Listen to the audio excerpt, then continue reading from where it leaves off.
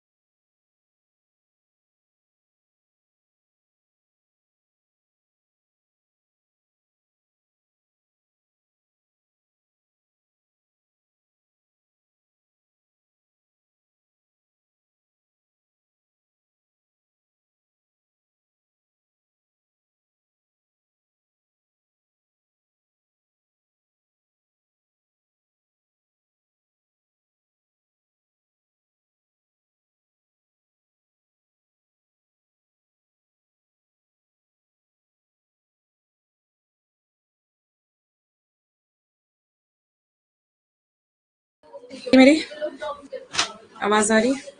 मैंने म्यूट किया था, ठीक है।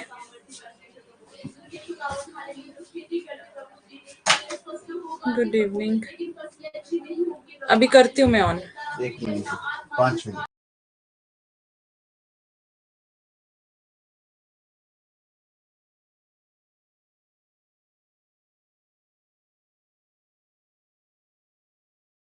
अंकिता कल मेहमानों की सेवा में थे। अच्छा, ओके।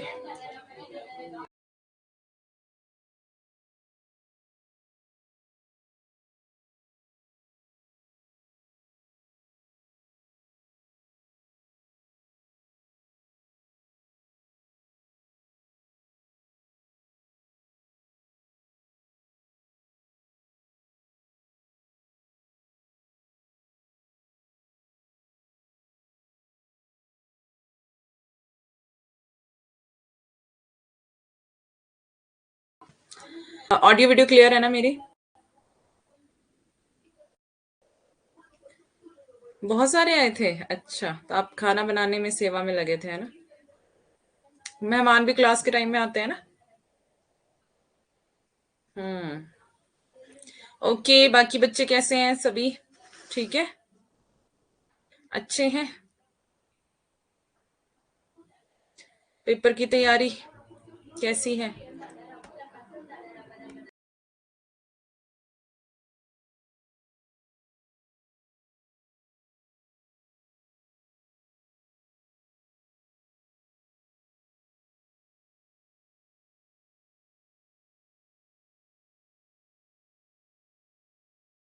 थोड़ा सा कल जो पढ़ाया था पढ़ा आपने? जो दिया था पढ़ने के लिए पढ़ लिया?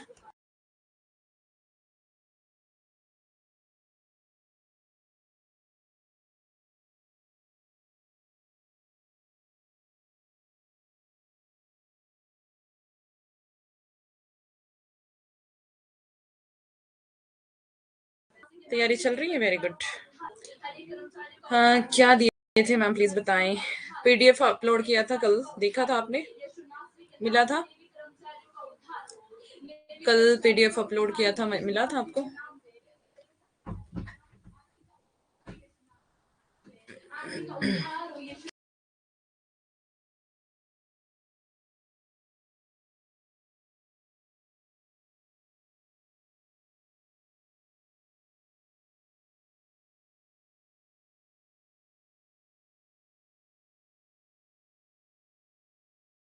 मैंने पीडीएफ, आपने नहीं पढ़ा, आपको पता भी नहीं है कि मैंने पीडीएफ अपलोड की थी।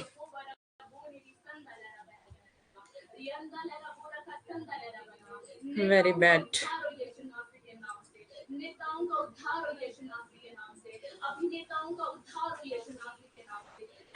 एग्जाम है आपके, आपको पता है ना? फिर पढ़ेंगे नहीं तो फिर कैसे एग्जाम दोगे बताओ?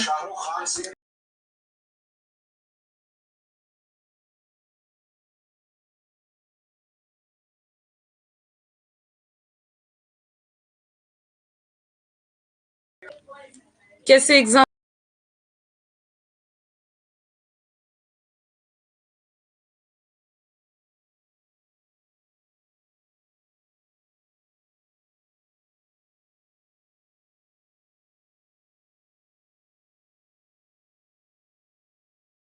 बच्चों ने क्या किया? सबने पीडीएफ पढ़ी थी जो मैंने कल दी थी?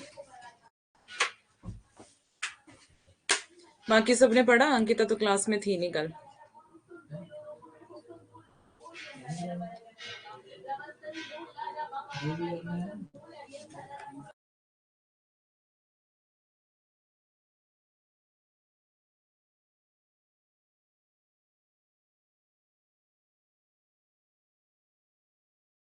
बुक से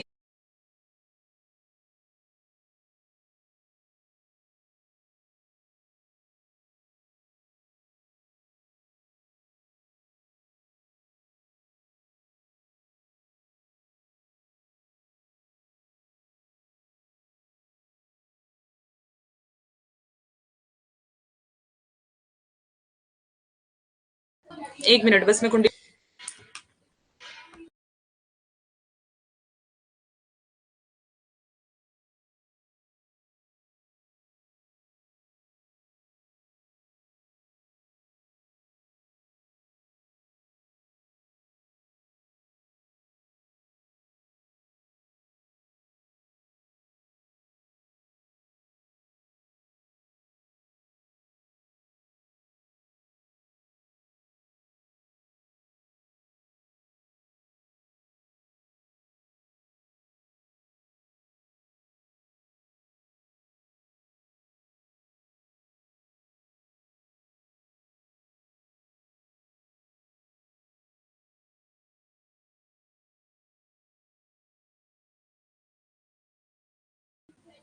अभी लगा ली है, और क्योंकि कोई ना कोई आए जा रहा था कमरे में।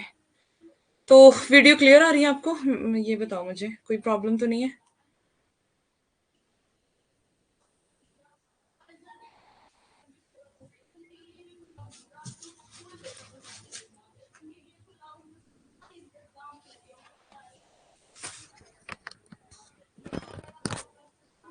ठीक है ना? वीडियो, ऑडियो वीडियो सब ठीक है? चलो पढ़ाई शुरू करते हैं अभी, है ना? तो हम पढ़ रहे हैं कविताएं, और हमारी चल रही है यूनिट 5। जैसा कि आपको पता है कि हम यूनिट 5 पढ़ रहे हैं, और कविताएं उसमें हम कर रहे हैं। तो आते हैं अपने सब्जेक्ट पर, है ना? सबसे पहले तो यहां पर आते हैं।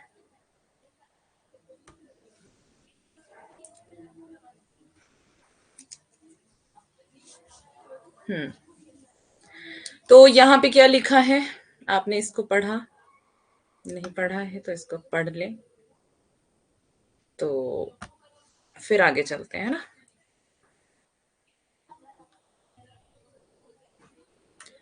जितना आप पाना चाहते हैं उससे अधिक क्या करें?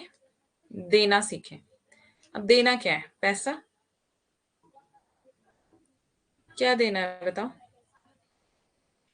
तभी आपको उतना प्राप्त होगा जितने की आप हकदार हैं। अगर आप अधिक देंगे तब आपको उतना प्राप्त होगा जितने के आप हकदार हैं। ठीक है, मतलब जितना ज्यादा दोगे उतना ज्यादा आपको मिलेगा, पर देना क्या है? देना क्या है हमें? वक्त। वक्त नहीं, वक्त होता है, वक्त। ठीक है, समय। किसको देना है समय? किसको देना है? मेहमानों को? अंकिता बताए, अंकिता किसको समय देना है? हाँ, किसको समय देना है भाई? जल्दी बताएं।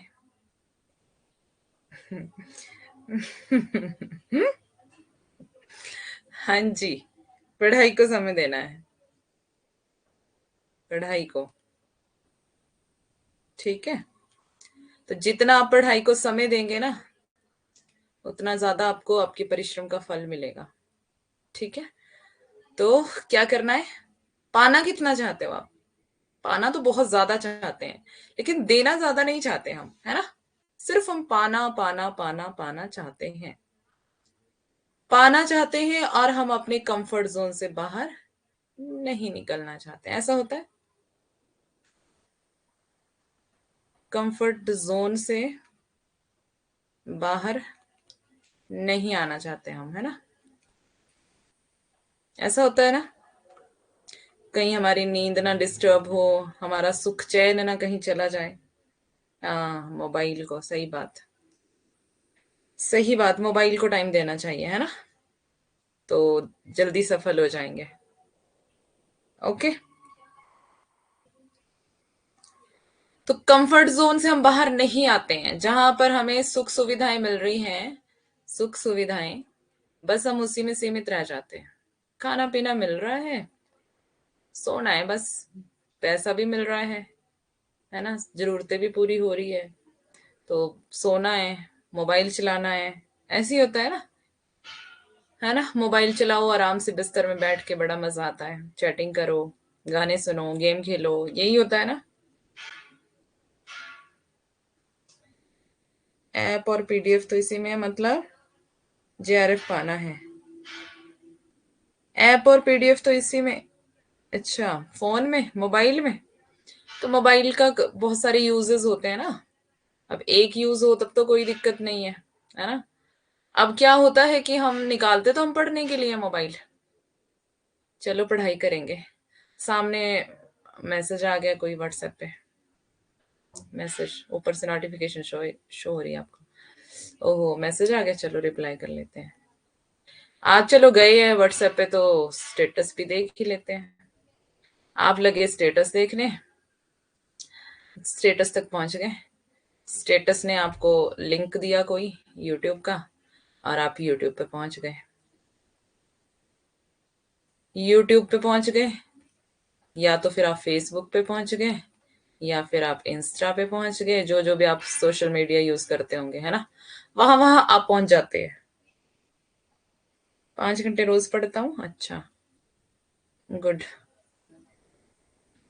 अच्छा, आउटपुट क्या है आपके 5 घंटे पढ़ने का? ठीक है, आप सब बच्चे पढ़ते होंगे, है ना? कोई ऐसा तो नहीं होगा जो नहीं पढ़ता होगा। आउटपुट क्या है, बताओ। आप 5 घंटे पढ़ते हैं, 4 घंटे पढ़ते हैं, चलो 2 घंटे भी पढ़ते होंगे, एक भी पढ़ता होगा कोई तो, है ना? आउटपुट बताओ। हाँ, ये चलता है ये मतलब आपने मोबाइल तो निकाला पढ़ने के लिए, अब आप तो अपना भला चाह रहे हैं, है ना? पर मोबाइल आपको भला नहीं चाहता ना, मोबाइल तो आपका भला नहीं चाहता। आपने, आपके पास व्हाट्सएप होगा, टेलीग्राम होगा, या और भी जो जो सोशल मीडिया वाली एप्स आप यूज करते होंगे, वो आपके पास होंगी। तो क्या होगा, कहीं ना कहीं आप चले जाएंगे, है ना? मैसेज आया, रिप्लाई कर लो। अब चलो एक बंदे का मैसेज आया, एक का रिप्लाई कर रहे हो, वहां पे 10 मैसेज और दिखेंगे, उनको भी रिप्लाई कर लो। अगर उन्होंने कोई वीडियो आपको भेजी होगी, चलो उसको देख लो। फिर आप यूट्यूब पे चले गए अगर, तो वहां से तो आप वापिस ना आए फिर। ऐसा होता है ना? यूट्यूब पे पहुंच गए तब तो वहां से वापस आते ही नहीं है ना, आ ही नहीं सकते हैं वहां से वापस। ऐसा होता है। यूट्यूब बंद कर रखा है, सीरियसली? अच्छा, तो ओपन क्या कर रखा है? ये बाकी सारी चीजें तो ओपन होंगी ना, व्हाट्सएप, इंस्टाग्राम और क्या पता नहीं क्या कौन कौन से ग्राम होते हैं, है ना? 250 ग्राम, 300 ग्राम, ये सारे मतलब बर्बादी के लिए चली हैं चीजें, है ना? ठीक है, अच्छे यूज भी हैं, लेकिन बहुत रेयर लोग होते हैं जो सही यूज कर पाते हैं इनका। ऐप बहुत कम, इतने में सारा दिन वेस्ट। हाँ, तो ये होता ही है, सारा दिन बर्बाद। और आप गई तो पढ़ाई करने थे, बैठे भी पढ़ाई करने थे, मम्मी पापा भी सोच रहे, घर वाले सब सोच रहे हैं बच्चे पढ़ाई कर रहे हैं, है ना? अच्छा, इंस्टा ऑन है जीके के लिए? इंस्टा तो ऑन रखा है आपने, अच्छा। वो जीके का तो नाम होता है बस, ये तो सिर्फ नाम है ना? ठीक है, जीके भी देख लेते होंगे थोड़ा थोड़ा, बाकी बातें तो ज्यादा हो जाती हैं। आजकल तो एक और चला है, स्नैपचैट, सुनने में आया है, मतलब मैं तो यूज नहीं करती ये सारी चीजें। हाँ, व्हाट्सएप अब मैंने डाउनलोड किया था जब से मैं फिलर फॉर्म पे पढ़ाने लगी हूँ, अदरवाइज मेरे पास व्हाट्सएप भी नहीं था। और फिलर फॉर्म पे जब से पढ़ाने लगी हूँ तो व्हाट्सएप जरूरी हो गया है, क्योंकि हर एक इन्फॉर्मेशन वो व्हाट्सएप पे ही शेयर करते हैं, अदरवाइज मेरा बिल्कुल मन नहीं होता व्हाट्सएप चलाने का। मतलब मजबूरी है कि मुझे डाउनलोड करना पड़ा। हाँ, टेलीग्राम होता है, उसमें थोड़ी थोड़ा जरूरत होती है, इसलिए उसको डाउनलोड कर रखा है, बाकी कुछ भी नहीं है मेरे पास। तो देखो, समय बहुत कीमती है, और ये चीजें ना बहुत टाइम बाद समझ में आती हैं, अभी नहीं समझ में आएंगी। पढ़ाई की जब एज होती है ना, तब समझ नहीं आती ये चीजें, जब टाइम निकल जाता है ना, फिर सारी चीजें समझ में आती हैं। तो अपने टाइम को ना सही से यूटिलाइज करो। वक्त दो तो वक्त सिर्फ आप पढ़ाई को दो, अभी अभी के लिए फिलहाल। अभी सारी चीजें भूल जाओ, है ना? सिर्फ पढ़ाई के लिए टाइम दो। अगर आपने किसी और चीज के लिए टाइम दिया फालतू में, मतलब ठीक है, आप अपने घर वालों को टाइम दो, अपने बीवी बच्चे आपके हैं, मम्मी पापा आपके हैं, भाई बहन है, उनको आप टाइम दो। बट पति को भी टाइम देना है। तो मतलब पति पत्नी जो भी हैं, मम्मी पापा हैं, भाई बहन हैं, आपके घर पे जो जो भी हैं, बुजुर्ग हैं, दादा दादी हैं, आप उनको टाइम दो, लेकिन अपना टाइम सोशल मीडिया पे तो बर्बाद मत करो, बिल्कुल भी मत करो। क्योंकि सोशल मीडिया पे ना, अगर आप एक बार चले गए तो वहां से वापस आना मुश्किल है। मतलब 2-3 घंटे तो आपके चले ही जाएंगे, आपको होश ही नहीं आना 2-3 घंटे से पहले, है ना? ऐसा होता है। और एक और बीमारी है, शॉर्ट्स देखने वाली, ये भी मतलब आजकल ट्रेंड में चल रही है ना? शॉर्ट्स देखने लगे देखने, पता ही नहीं चलता 1 घंटा कब बीत गया। मेरे साथ काफी हुआ था पिछले दिनों, फिर मुझे समझ आया कि मैं कर क्या रही हूँ, तो मैंने छोड़ दिया। तो खुद मतलब समझ आ जाता है हमें, पर हम स्टेप नहीं लेते, है ना? हमें समझ आ जाता है हम गलत कर रहे हैं, हम अपना टाइम वेस्ट कर रहे हैं, पर हम स्टेप नहीं लेते। हम ना वहीं अड़े रहते हैं, ढीठ बने रहते हैं। पर स्टेप लेना है, स्टेप लेना है। अगर आपने स्टेप लिया, होता ये सबके साथ है, ऐसा नहीं है कि मतलब नहीं होता है, हर एक बंदे के साथ होगा। चाहे भक्ति करने वाला इंसान होगा उसके साथ भी होगा, जो सांसारिक होगा थोड़ा उसके साथ भी होगा। लेकिन कंट्रोल अपने हाथ में ही है हमारा, है ना? तो खुद से ही करना पड़ता है। डॉक्यूमेंट के अलावा मेरी भी पिन नहीं होती, पहले यही होता है। अच्छा, हाँ, तो मतलब मेरे साथ हो जाता है कभी कभी, कभी कभार। लेकिन मुझे जैसे ही समझ आ जाता है ना कि मेरा टाइम वेस्ट हो रहा है, तो मैं एकदम से उसको साइड कर देती हूँ, फिर मतलब मैं स्टेप ले लेती हूँ। जैसे बहुत सारे लोग होते हैं ना, स्टेप नहीं लेते हैं, तो स्टेप लेना पड़ेगा हमें अपने लिए। ठीक है? तो जिंदगी जो है वो सीमित हो चुकी है, ना इंसान अपनी स्टडी को टाइम दे रहा है, ना अपने फैमिली को टाइम दे रहा है, ना अपनों को टाइम दे रहा है, वो सिर्फ सोशल मीडिया को टाइम देता है। और कईयों का तो ऐसा होता है कि पता ही घर में क्या हो रहा है, पता ही तब चलता है। मतलब अगर स्टेटस देख लिया, मुझे अपने घर के बारे में कुछ नहीं पता होता, मेरी बात भी नहीं ज्यादा होती घर पे, स्टेटस में पता चलता है मुझे क्या हो रहा है।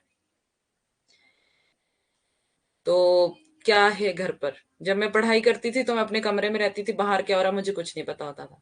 मुझे शाम को भी कभी कभी कभार पता लगता था जब मैं किचन में खाना खाने जाती थी, कि क्या हुआ पूरा दिन घर पर, कौन आया था, कौन गया था, कहाँ गए थे घर वाले, मेरे को उतना भी नहीं पता होता था। मैं अपने रूम में कुंडी लगाई, और पढ़ती रही पूरा दिन।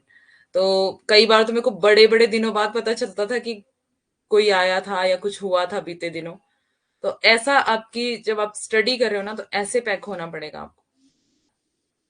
तो अपने कमरे में रहो, उसके अलावा कहीं मत जाओ। पढ़ाई करो, ये थोड़ा-सा टाइम है उसको सही से यूटिलाइज़ कर लिया ना, तो आपकी ज़िंदगी बन जाएगी, है ना? स्टेटस नहीं लगाया? अच्छा, तब तो आप सच्ची में महान व्यक्ति हैं। वैसे स्टेटस के बिना तो दुनिया जीती नहीं है ना? स्टेटस तो हर एक व्यक्ति लगाता ही लगाता है। तो ऐसा होता है कि मतलब आजकल ना इतना वो हो चुका है कि लोग टाइम नहीं दे पाते हैं, अपने रिश्तों को टाइम नहीं दे पाते हैं, बस सोशल मीडिया। अगर 10 लोग बैठे भी हैं तो सब मोबाइल पकड़ के बैठे होते हैं। तो बच्चे, ठीक है, मतलब मोबाइल पकड़ना बुरी बात नहीं है, लेकिन थोड़ा मतलब ढंग से, ध्यान से, है ना? अभी जब पढ़ाई का टाइम है तो फिर पढ़ाई ही करनी चाहिए। बाद में ये सारी चीज़ें करने का टाइम मिलेगा, खुल के मिलेगा, फिर कोई दिक्कत भी नहीं होगी। कोई ऐसा भी नहीं होगा कि हाँ, मुझे ये गोल अचीव करना है। जब आप अपने गोल को अचीव कर लोगे फिर कोई टेंशन भी नहीं रहेगी, है ना? क्या मुझे स्टेटस चाहिए पर मोबाइल में नहीं लगाना? चाहिए मतलब तब कैसे चाहिए आपको? तो जितना ज़्यादा टाइम आप स्टडी को देंगे ना, उतना ही ज़्यादा आपको प्राप्त होगा। आउटपुट उतना ही ज़्यादा आएगा। और जितना ज़्यादा आप फालतू बातों में टाइम देंगे तो फिर आउटपुट भी वही आना। पता है ना? Good evening. अच्छा, वेरी गुड। ये बात सही है। तो स्टेटस एक्चुअल में होना चाहिए, वो तो सब दिखावा होता है ना, जो लगाया होता है। और कुछ तो स्टेटस को देख देख के परेशान हो जाते हैं, ओ उसकी लाइफ में इतनी खुशियां और मेरी लाइफ में परेशानियां ही परेशानियां हैं। वो तो उस बेचारे को पता होगा, है ना, कि क्या है उसकी लाइफ में। हम्म। सही बात है। अच्छा, कौन क्या स्टेटस लगाते हो? किस चीज का स्टेटस लगाते हो? हाँ, कई लोगों को आदत होती है कि वो सुबह सुबह उठ के स्टेटस लगा देते हैं, डेली डेली लगता है स्टेटस। ऐसा मेरा भी नहीं होता कि लगाना ही है, मतलब ऐसा कुछ नहीं है। क्लास अभी स्टार्ट हुई है क्या? अभी तो स्टार्ट नहीं हुई क्लास। अभी नहीं हुई स्टार्ट। वैसे तो क्लास 4 बजे से स्टार्ट हो चुकी है, लेकिन कुछ बातें कर रहे थे हम जरूरी, है ना, जो पढ़ाई से इतर जरूरी बातें होती हैं वो कुछ बात कर रहे हैं। अभी कुछ नहीं निकाला। क्या नहीं निकाला? आउटपुट? तो वो तो अपने आप निकलेगा ना, वो आप थोड़ी निकालोगे। पता है क्या, अभी तो सबका फेवर मिल रहा होगा ना आपको। दुनिया रिजल्ट मांगती है।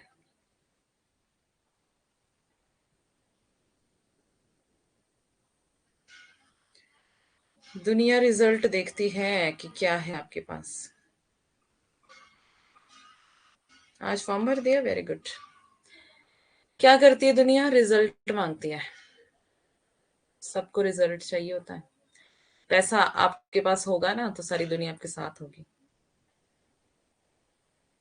क्लास का कुछ भी नहीं निकला? अच्छा, ये क्लास का नहीं है महादेवी वर्मा? होशियार। अभी तक तो डेट भी याद कर लेते, है ना? तो ये महादेवी वर्मा है, आप इनकी फोटो देख सकते हैं क्योंकि 1987 में इनकी मृत्यु हो चुकी थी। तो फोटो आपके लिए रखी है कि महादेवी वर्मा ऐसी दिखती थी। 1907 में इनका जन्म है, हरिवंश राय बच्चन के साथ ही। ठीक है। लेकिन जब से क्लासेस स्टार्ट हुई है मुझे मोबाइल ही नहीं पसंद मैम, मैं कुछ कम काम की चीज ही देखती हूँ। काम की चीज देखेंगे तो आपका फायदा है, अगर आप फालतू में मोबाइल मतलब फंसे रहेंगे उसमें तो बहुत ज्यादा नुकसान हो जाता है ना? हाँ, तो मुझे नहीं पता क्या बोल रहे हो आप, क्लियर बोलो ना, क्लियर बोलिए। अच्छा, आप ये बोल रहे होंगे कि मैंने मोबाइल चलाया पूरा दिन पर क्लास नहीं देखी कोई भी, है ना? बाकी पता नहीं मुझे क्या चाह रहे हैं आप, क्या बोलना चाह रहे हैं। अच्छा, आपने देखे थे? महादेवी वर्मा को देखा था? आप पैदा हो चुके थे 1987 में?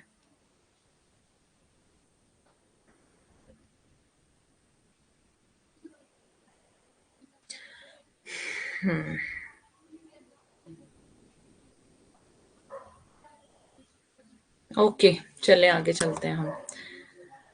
तो इकाई 5 पढ़ रहे हैं हम, आपको पता है। एक बार फिर से याद दिला दिया जाए आपको। इकाई 5 हमारा चल रहा है और आज महादेवी वर्मा को मैंने रखा है यहाँ पर। बाबा के पास फोटो थी। हाँ, तो मैं भी आपको फोटो ही दिखा रही हूँ। मिथुन चक्रवर्ती जैसी लग रही है। अच्छा।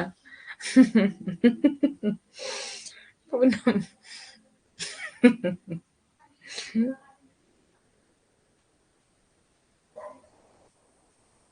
उनके साथ थी? अच्छा। अच्छा, मतलब आप बताना चाह रहे हैं कि पहुंच थोड़ी ज्यादा है। ओके, कोई बात नहीं। महादेवी वर्मा की कविताएं, मतलब कविताएं पढ़ रहे हैं हम इकाई 5 में। तो 26 मार्च 1907 को इनका जन्म और 11 सितंबर 1987 को इनकी मृत्यु। तो 1907 आपको याद रखना है, आपको 26 मार्च याद रखने की जरूरत नहीं है। उनकी मम्मी तो नहीं है। अरे मैं मजाक कर रही हूँ, कोई बात नहीं। ज्यादा दिल पे मत लेना मेरी बात को। ऐसा कोई इरादा नहीं है। ओके, मेरा भी इरादा नहीं था, मैं तो मजाक कर रही हूँ। ठीक है। महादेव वर्मा का जन्म 1907 को होली के दिन फर्रुखाबाद उत्तर प्रदेश में हुआ था। पिता का नाम इनका श्री गोविंद प्रसाद वर्मा और माता का नाम हेमरानी वर्मा था। पति का नाम रूप नारायण वर्मा था। निधन 11 सितंबर 1987 को इलाहाबाद में ही हुआ था। महादेवी वर्मा के नाना ब्रजभाषा के कवि थे। महादेवी वर्मा हिंदी साहित्य में छायावाद युग के जयशंकर प्रसाद, सूर्यकांत त्रिपाठी निराला और सुमित्रा नंदन पंत के साथ महत्वपूर्ण स्तंभ मानी जाती है। ठीक है। छायावाद के कितने स्तंभ? 4 स्तंभ। छायावाद के 4 स्तंभ। कौन कौन? प्रसाद, पंत, निराला, महादेवी। मेरी आवाज सही है कि जोर से बोलना पड़ेगा? कितने हुए? 4। ठीक है। छायावाद के 4 स्तंभों में मानी जाती है ये भी महादेवी वर्मा। ओके, महादेवी वर्मा के उपनाम देखते हैं क्या क्या थे। सही है।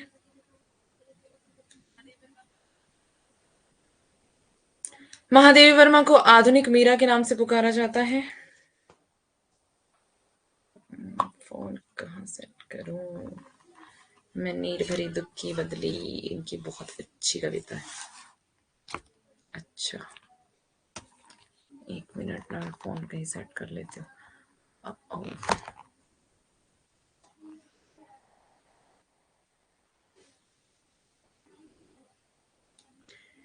कहाँ थे हम? यहाँ।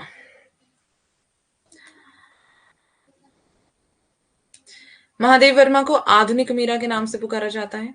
आधुनिक मीरा, ठीक है। एक तो मीरा थी ना भक्ति काल में, और ये आधुनिक काल की मीरा है। ठीक है। कवि निराला ने उन्हें हिंदी के विशाल मंदिर की वीणा पाणी कहा है। ये भी हम पहले देख चुके हैं, यूनिट 2 में देख चुके हैं। ठीक है। पर यहाँ पे मैंने फिर से आपको रिपीट करने के लिए, ताकि आपका रिवीजन भी हो जाए, ध्यान भी रह जाए। उन्हें छायावाद की शक्ति दुर्गा, वेदन की कवयित्री, रहस्यवादी कवयित्री के नाम से भी जाना जाता है। इनकी पहली कविता दिया थी, जिसे उन्होंने 1918 में लिखा था।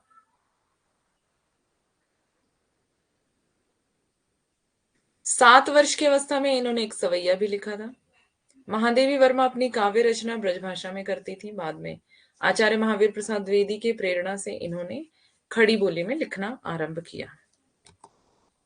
महादेवी वर्मा की काव्य रचनाएं, काव्य संग्रह कौन कौन से हैं इनके? निहार, रश्मि, नीरजा, सांध्य गीत, दीपशिखा। ये सब हम देख चुके हैं। निहार, रश्मि, नीरजा, सांध्य गीत और दीपशिखा, इनका सीक्वेंस आपको ऐसे ही याद होना चाहिए। ये मैंने करवा दिया है यूनिट 2 से, है ना। और इनका जो समय है वो सब बता दिया हुआ है आपको। यूनिट 2 जब हम कर रहे थे तब ये किया था। निहार काव्य संकलन 1930 में है।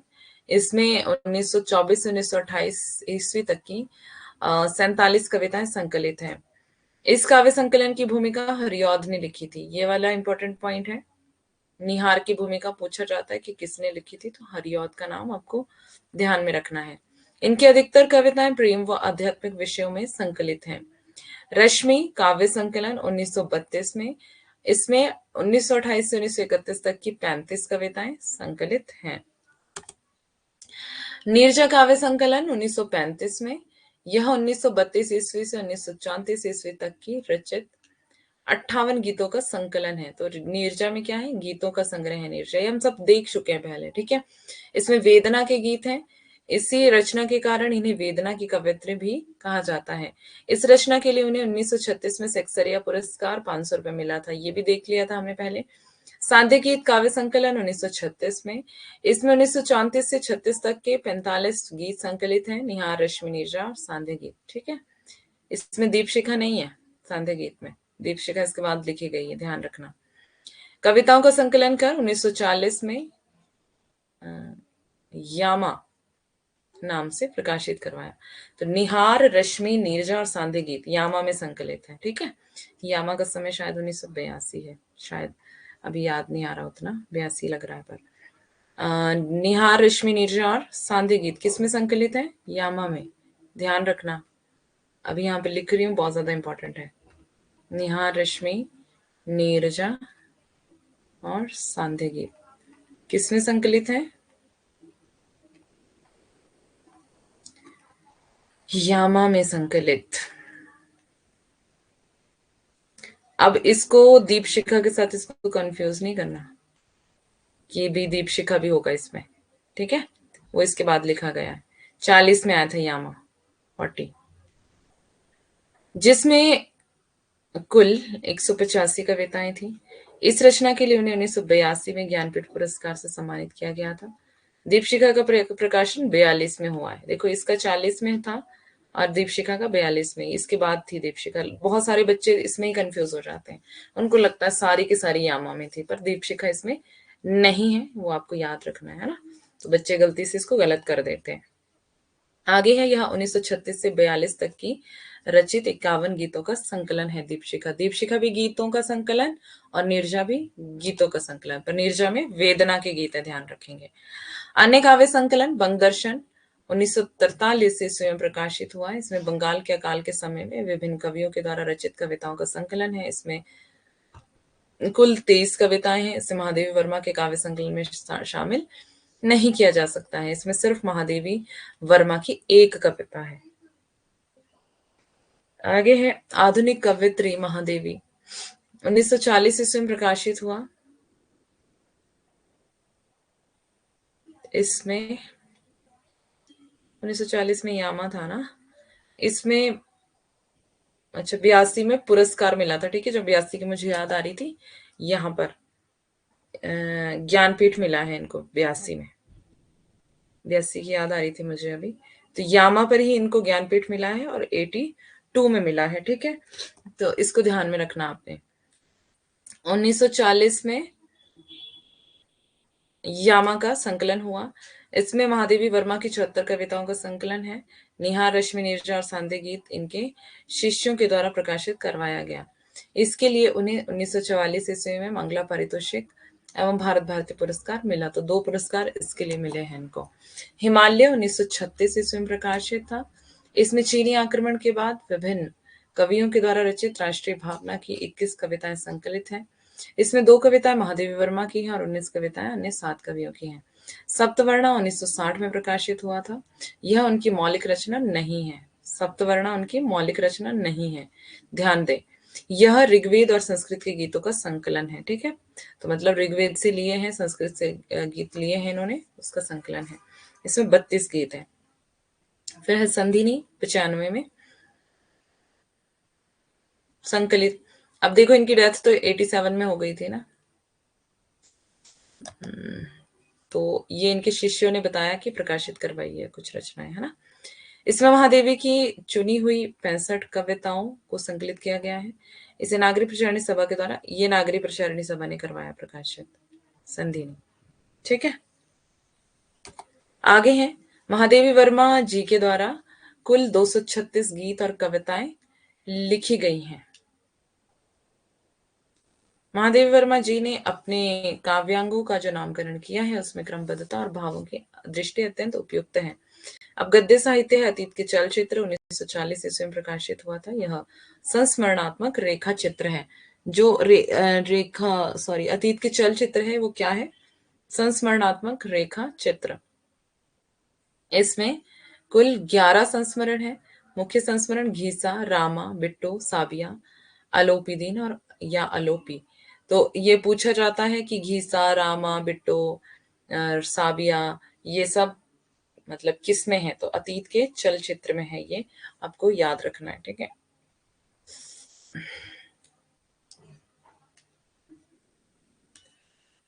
स्मृति की रेखाएं 1943 में प्रकाशित हुआ था। ये आपको यूनिट 10 में भी आएंगे सारे। ठीक है, तो अभी देख लेना इसको ध्यान से। यह भी संस्मरणात्मक रेखा चित्र है। इसमें कुल 7 संस्मरण है। इसमें सबसे महत्वपूर्ण भक्तिन है। मेरा परिवार, इसका विषय बहुत बार पूछा गया है, मेरा परिवार। तो मेरा परिवार का प्रकाशन 1972 में हुआ। इसमें पशु पक्षियों पर 7 संस्मरण है।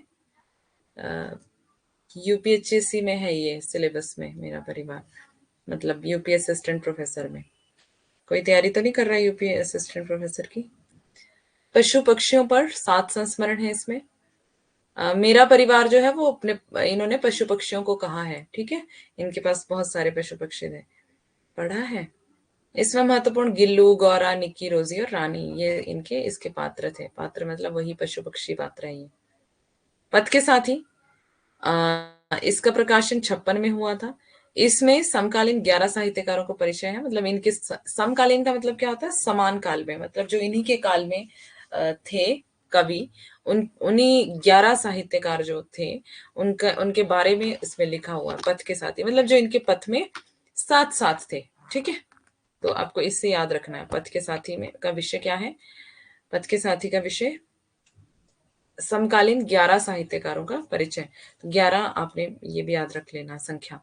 दद्दा, मैथिली शरण गुप्त, मैथिली शरण गुप्त को दद्दा भी कहते थे। निराला भाई, निराला, इन्होंने जिस तरीके से लिखा है, दद्दा लिखा है, निराला भाई लिखा है ना। जिस तरीके से इन्होंने लिखा होगा उसी तरीके से यहाँ पर दिया हुआ है, निराला भाई। और कौन था इनके साथ? पुण्य संस्मरण, पुण्य संस्मरण लिखा इन्होंने महात्मा गांधी को। राजर्षि संत पुरुषोत्तम दास टंडन को। प्रेमचंद लिखा प्रेमचंद को। सियाराम शरण गुप्त का, इनको भी सेम ही नाम। सुभद्रा कुमारी चौहान इनके साथ थी। प्रणाम रविंद्रनाथ टैगोर को। और राजेंद्र बाबू इन्होंने राजेंद्र प्रकाश को लिखा है। जवाहर भाई लिखा है नेहरू को। सुमित्रानंदन पंत, ये तो 11 लोग थे टोटल इनके साथ साहित्यकार। और ये पथ के साथी हैं। ठीक है, 56 में प्रकाशित है। स्मृति चित्र 73 में प्रकाशित। और इसमें समकालीन कवियों के परिचय से संबंधित कितने संस्मरण? 22। स्मृति चित्र मतलब जो इनकी स्मृति में कुछ चित्र थे उनके बारे में बात है। श्रृंखला की कड़ियां, इसका प्रकाशन 42 में हुआ था। ये सब के सब यूनिट 10 में है आपको, तो अभी ध्यान से पढ़ लेंगे तो बाद में दिक्कत नहीं होगी। यह निबंध संकलन है। इसमें कुल 37 निबंध है। और महत्वपूर्ण निबंध कौन से हैं? नारीत्व का अभिशाप, आधुनिक नारी, नारी और पुरुष आदि, यह सामाजिक निबंध है। क्षणदा, इसका प्रकाशन 56 में हुआ। क्षणदा का और पथ के साथी दोनों का प्रकाशन कब हुआ? 56। यह दार्शनिक विषय से संबंधित है। इसमें कुल 12 निबंध है। कितने? 12। कुछ भाग कुछ भाग पढ़ा है, अच्छा। साहित्यकार और आस्था 1962 में प्रकाशित हुआ, यह एक निबंध है। साहित्यकार और आस्था निबंध है, ठीक है। अन्य निबंध इनके 1963 में प्रकाशित हुआ। इसमें 6 निबंध है। अन्य निबंधों के नाम से 1963 में प्रकाशित हुआ, जिसमें 6 निबंध है। फिर है अग्निरेखा, 1990 ईस्वी में प्रकाशित हुआ, यह 27 कविताओं का संग्रह है। आयाम 1994 में प्रकाशित हुआ था, यह ब्रजभाषा खड़ी बोली की चुनी हुई कविताओं का संकलन है। तो ध्यान रखना, आयाम में क्या है, ब्रजभाषा और खड़ी बोली की चुनी हुई कविताएं। विशेष तथ्य, महादेवी वर्मा 1932 में प्रयाग महिला विद्यापीठ की प्राचार्य रही हैं। 1944 में साहित्यकार संसद की स्थापना की थी। इन्होंने रंगवाणी नाट्य संस्था की स्थापना 1946 में की थी। संपादित पत्रिका इनकी कौन कौन सी थी?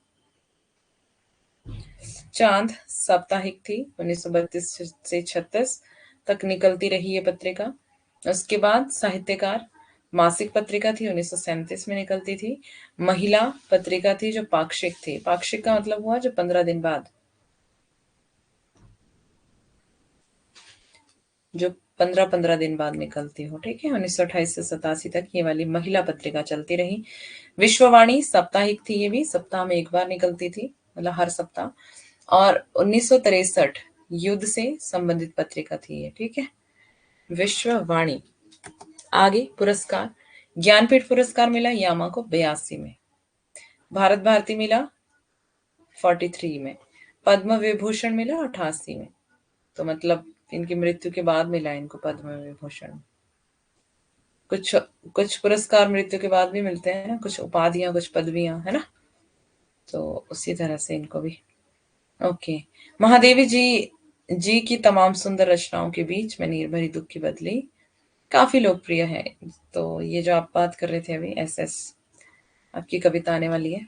इसकी खासियत यह है कि इसमें महादेवी ने अपना परिचय चंद शब्दों में कविता के जरिए समेट दिया है। महादेवी साहित्य जगत में महिला सशक्तिकरण का प्रतीक है।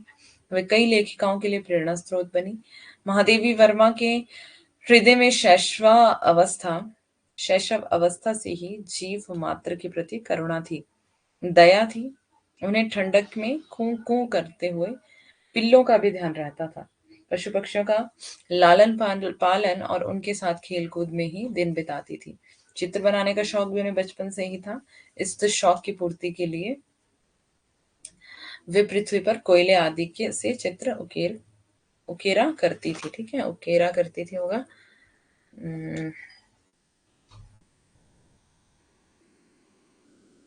ठीक, आगे चलते हैं। बीन भी हो तुम्हारी रागिनी भी हो, पढ़ी है कविता, कविताओं की पीडीएफ दी थी, पढ़ी थी किसी ने? शायद ही किसी ने पढ़ी होगी, क्योंकि मुझे पता है महान लोग हैं आप, है ना। पका पकाया खाना खाते बस, ऐसा ही है कि पढ़ा है किसी ने?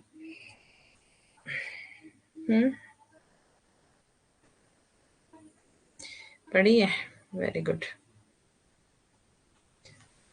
ओके, बीन भी हो तुम्हारी रागिनी भी हूँ कविता। यह कविता महादेव वर्मा के नीरजा काव्य संग्रह में संकलित है। कौन सी कविता, किस संग्रह में? ये आपको बहुत ही ज्यादा ध्यान से पढ़ना है। अच्छा, अंकिता ने तो स्माइल करके बता दिया कि सैड होके बता दिया, है ना। इसी में काम चला लो, बढ़िया, ठीक है। तो अब जिसने नहीं पढ़ा है वो अपना इसी में काम चला ले, जैसा अंकिता ने चलाया। बीन भी हूं मैं तुम्हारी रागिनी भी हूं, नींद थी मेरे अचल निस्पंद कण कण में, प्रथम जागृति थी जगत के प्रथम स्पंदन में, प्रलय में मेरा पता पदचिन्ह जीवन में, शाप हूं जो बन गया वरदान बंधन में, कुल भी हूं कुलहीन भी हूं, कुलहीन प्रवाहिनी भी हूं, नयन में जिसके जलद वह दूषित चातक हूं, शलभ जिसके प्राण में वह ठिठुर दीपक हूं, फूल जो फूल को उर में छिपाए विकल बुलबुल हूं, उर मतलब हृदय, एक होकर दूर तन से छाह वह चल हूं, दूर तुमसे हूं अखंड सुहागिनी भी हूं। ये वाला मतलब इंपॉर्टेंट है पंक्तियां, ध्यान दें। मैम कुछ बोला तो नहीं आपने? मेरा नेट गोल गोल घूम गया था। कविता पढ़ रही हूँ, कविता पढ़ रही हूँ। सबका नेट में प्रॉब्लम आ रही है? सभी का नेट में प्रॉब्लम आ रहा है?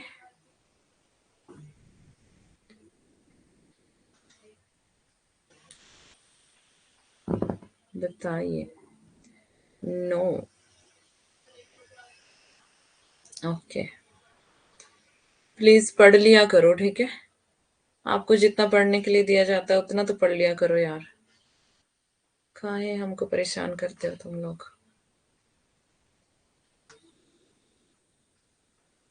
अच्छा। आग हूं जिससे ढुलकते बिंदु हिमजल के, शून्य हूं जिसको बिछे हैं पापड़े तल के पल के, पुलक हूं वह जो पला है कठिन प्रस्तर में, हूं वही प्रतिबिंब जो आधार के उर में, नीलघन भी हूं सुनहली दामिनी भी हूं, नाश भी हूं मैं अनंत विकास का क्रम भी, त्याग का दिन भी चरम आसक्ति का तम भी, तार भी आघात भी झंकार की गति भी, पात्र भी मधु भी मधुप भी मधुर विस्मृत भी हूं, अधर भी हूं और स्मित की चांदनी भी हूं। स्मित होती है चमक। अब इसकी व्याख्या मैंने आपको यहाँ पे रखी है, पढ़ लेते हैं इसको भी, ठीक है? जो पीडीएफ आपको दी जाती है प्लीज पीडीएफ तो पढ़ लिया करो एटलीस्ट, बाकी तो छोड़ो।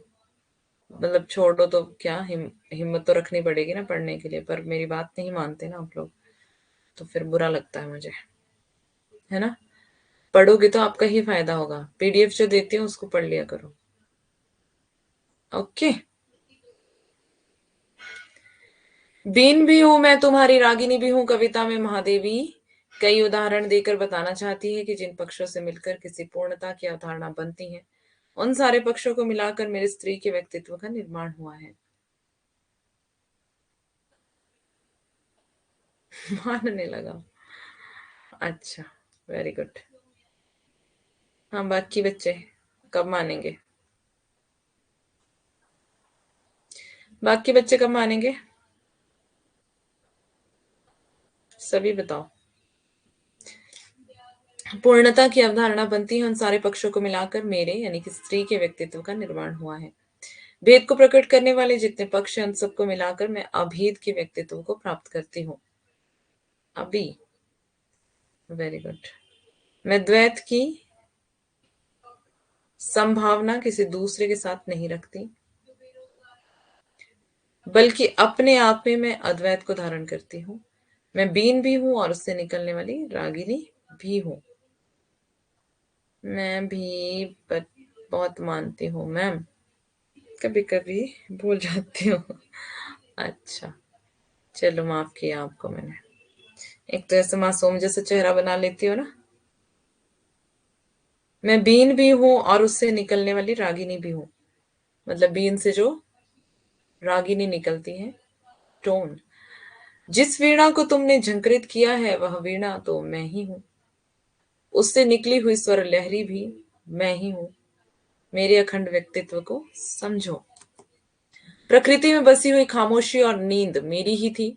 सब कुछ ठहरा हुआ था, कण कण में यह ठहराव बसा हुआ था, तभी संसार में पहली हलचल हुई और जागृति के लक्षण दिखाई पड़े। यह जागृति भी मैं ही थी। नींद और जागरण का द्वैत मेरे व्यक्तित्व का ही हिस्सा था। इस तरह मैं न केवल नींद थी और न केवल जागृति, मैं इन दोनों में अद्वैत से निर्मित हुई हूं। मतलब अलग होकर भी अलग नहीं है, है ना? जैसे कि एक एग्जाम्पल अद्वैत का लेते हैं, जैसे माँ और बेटी, ठीक है? तो वैसे तो ये अलग अलग है दोनों, है ना? माँ अलग है, बेटी अलग है, पर माँ से ही बेटी निकली है ना, है ना? माँ से ही बेटी, तो क्या हुआ? अद्वैत। कोई भी द्वैत नहीं है, दो नहीं है, मतलब, है ना? एक ही है। मुझे पूर्ण व्यक्तित्व के साथ समझो, ना तो मैं आदि हूं और ना ही अधूरी। अगला उदाहरण देकर महादेवी बताती हैं कि मैं प्रलय भी हूं और प्रलय में बची रहने वाली जीवन की निशानी भी। स्त्री के जीवन को अभिशाप की तरह भी बताया गया है और प्रणय सूत्र में बंधे हुए वरदान की तरह भी। स्त्री उस दिन की तरह रही है जो अपने किनारों के बीच शांतिपूर्वक प्रवाहित होती है और प्रसंग आने पर तटों को तोड़कर बह जाने का साहस और रोष रखती है।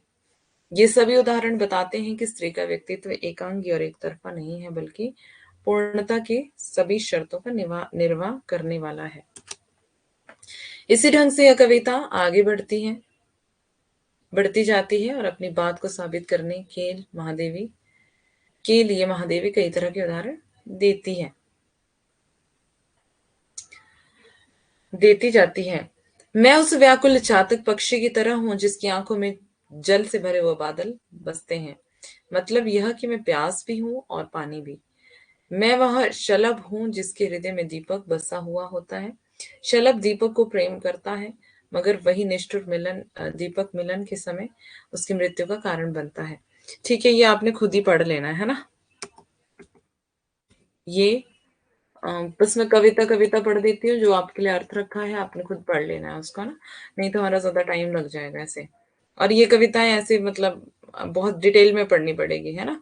ऐसे फिर इनका जो इसके पीछे का भाव है वो ऐसे समझ नहीं आएगा, तो इसको एग्जाम के बाद ही देखेंगे। अच्छा, मेरा माइक तो गिरा हुआ था। ओहो।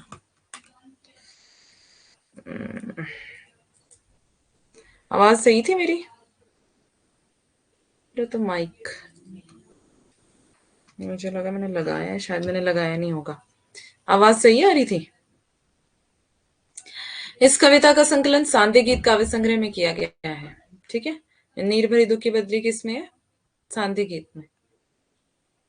मैं नीर भरी दुख की बदली, स्पंदन में चिर निस्पंद बसा, क्रंदन में आहत विश्व हंसा, नैनों में दीपक से जलते पर पलकों में निर्झरणी मछली। आवाज सही थी मैम, डोर से ही सही आवाज आ रही थी। डोर से? कौन से डोर से? जी मैम, आप थोड़ा थोड़ा बता दो, बाकी पढ़ लेंगे एग्जाम के बाद, दोबारा करा देना। हाँ, अभी यहाँ पे कोई आओ पढ़ने के लिए कविता। आइए, कौन कौन है? ममता, पिंकी, एस अंकिता, आ जाओ कोई भी। अनुराधा, रेज हैंड करो। अच्छा, दूर से मैं तो दूर को डोर पढ़ रही हूँ ना। आ जाओ अनुराधा, आ जाओ, रेज हैंड करो।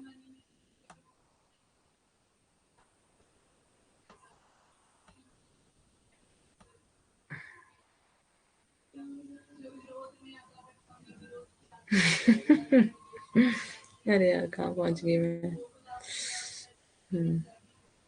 करो रेज हैंड। कौन आ रहा है? अनुराधा, आओ। अब मैं नाम लेके बुला रही हूँ, जल्दी जल्दी।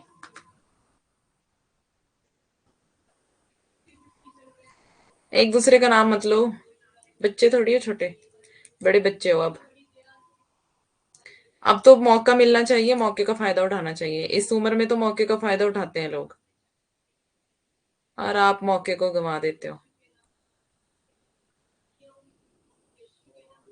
आ जाओ जल्दी, इसमें क्या शर्माने की बात है। हाँ हाँ, पढ़ो, आप आ जाओ।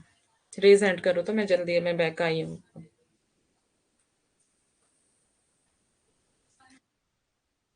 चलिए, छोटी सी तो कविता है, एक एक पैरा पढ़ लो सारे, फिर अगर ज्यादा नहीं पढ़ना तो।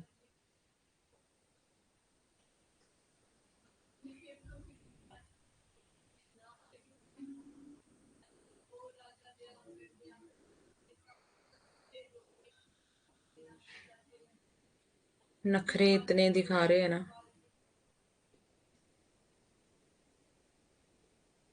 मेरा नेटवर्क अच्छा। अनुराधा का है, मैंने अनुराधा को बुलाया, अनुराधा तो गए। आ जाओ पूनम, पूनम का कमेंट्स शो नहीं हुआ था मुझे, तो पूनम आओ आप। अच्छा, रीजेंट किया है किसी ने? 3 लोगों ने किया है, किसका उठाऊं बताओ। पिंकी, अनुराधा और SS। पूर्ण raise hand मेरे पास आया। ठीक है, जो पहले नंबर पे उसका उठा रही हूँ। ओके।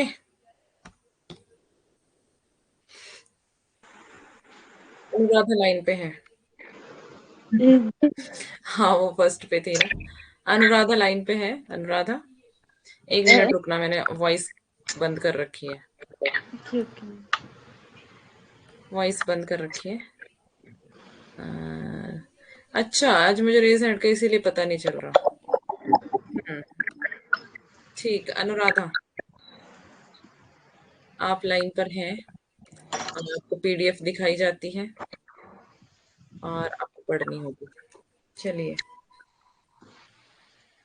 जी मैम, हाँ, मैं नीर भरी दुख की बदली। स्टार्ट करूँ? हम्म। मैं स्टार्ट करूँ? पढ़ दी? कब पढ़ी?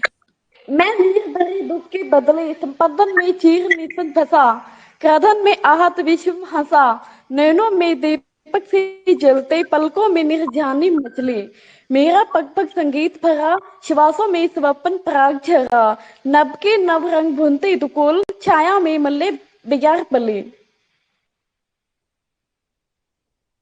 इतना ही है अभी, अभी के लिए फिलहाल। अच्छा, और कौन सा लाइन पे? ठीक है Anuradha, thank you very much. जी थैंक यू। ओके, और कौन है? देख लेते हैं और कौन है। पिंकी है। पिंकी, ठीक है। अनुराधा, आप काट दो। Thank you very much. Pinky पढ़ो।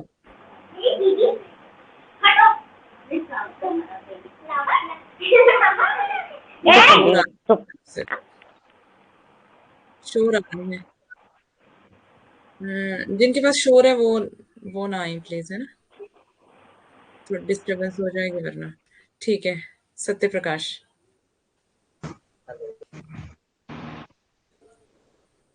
चलिए, थोड़ा क्लियरली पढ़ना ताकि आवाज क्लियर से आए। कौन मैम में? हम्म। कौन पढ़े मैम? कौन? हाँ, आप लाइन पे हैं सत्य प्रकाश। मुझे मेरी आवाज क्यों नहीं आ रही? आपको थोड़ी आएगी आपकी आवाज, आपको तो वैसे अपनी आवाज सुनना पसंद नहीं है ना, तो आपको नहीं आएगी। बच्चों को आ रही है, सबको। ओके। हम्म। मैं नीर भरी दुख की बदली, इस स्पंदन में चिर निस्पंदन बसा, निस्पंद बसा, क्रंदन में आहत विश्वसा, नैनों में दीपक से जलते पलकों में निर्जन निर्जनी मछली, मेरा पग पग संगीत भरा, श्वासों में स्वप्न पराग जरा, नभ के नभ रंग बुनते छाया में मलय प्यार पली। अभी आगे और होगा ना ये। Okay ma'am. ये है।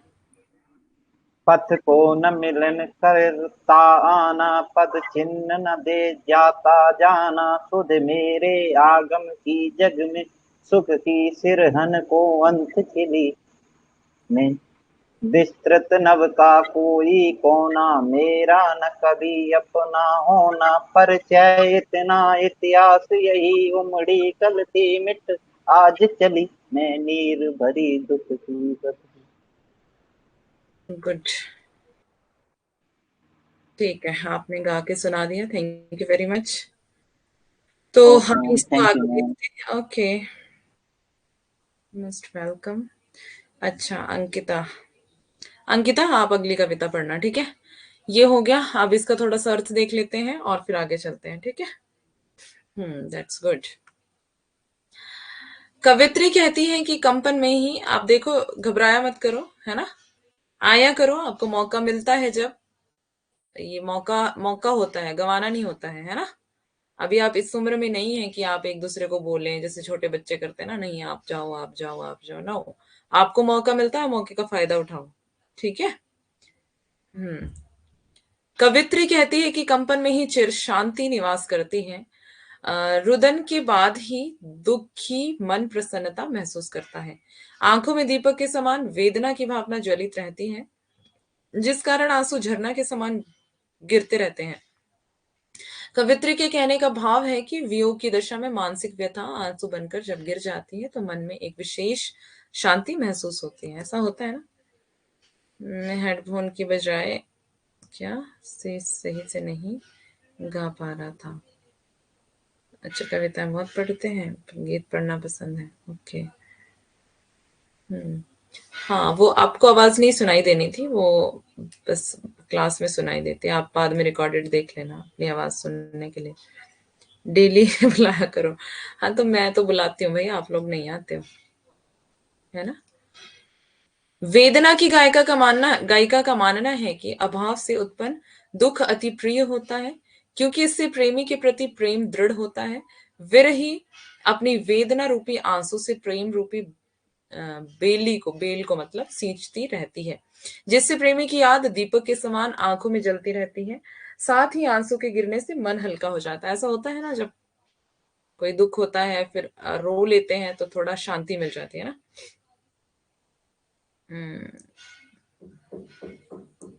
मैम मैंने अच्छा पढ़ा ना। हाँ, आपने भी बहुत अच्छा पढ़ा अनुराधा। गधे जैसी आवाज को क्या सुनना। हाँ, बहुत अच्छा पढ़ा अनुराधा आपने भी। बात है ऐसी, जो चीजें गॉड गिफ्टेड होती है ना, गॉड गिफ्टेड, है ना, उन चीजों को ऐसे नहीं बोलना चाहिए गधे जैसी आवाज।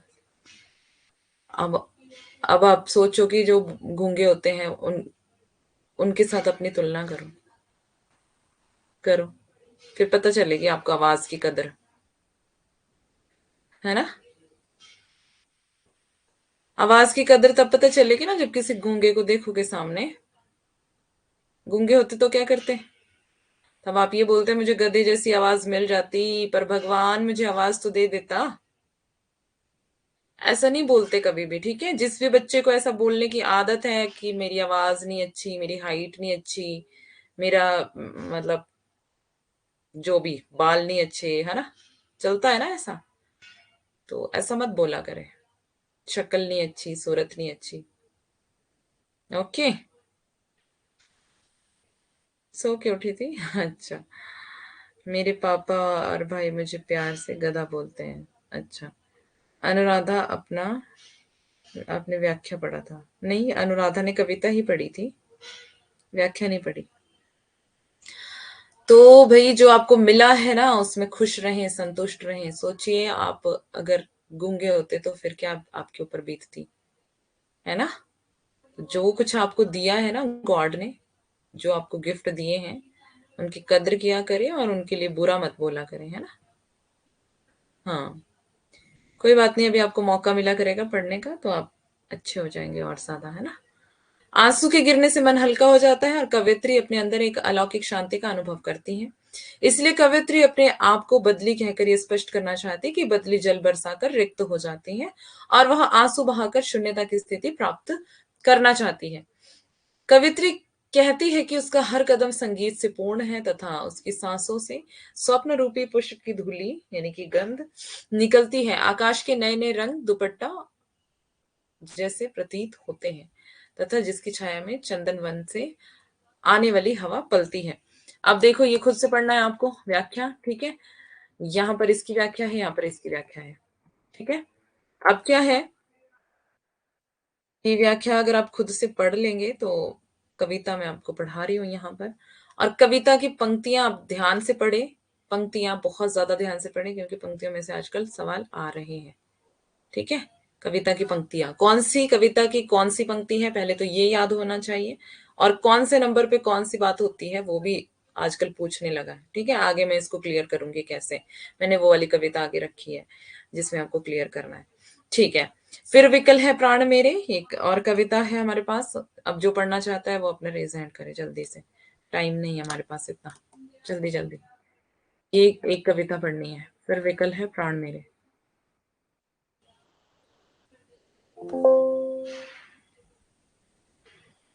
हाँ हाँ हाँ,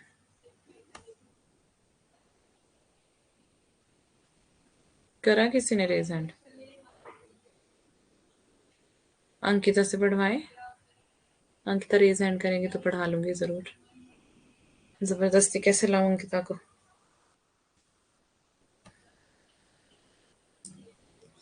पिंकी, एक मिनट, अभी पिंकी है लाइन पर। ठीक है पिंकी, शुरू आ गया आपके पास पूरा। पिंकी आपके पास शोर आ रहा है।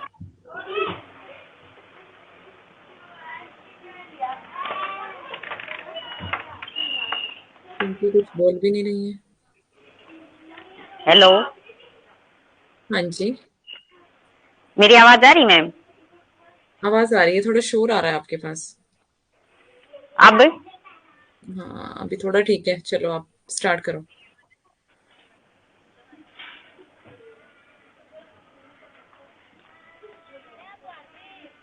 पढ़ो मैम।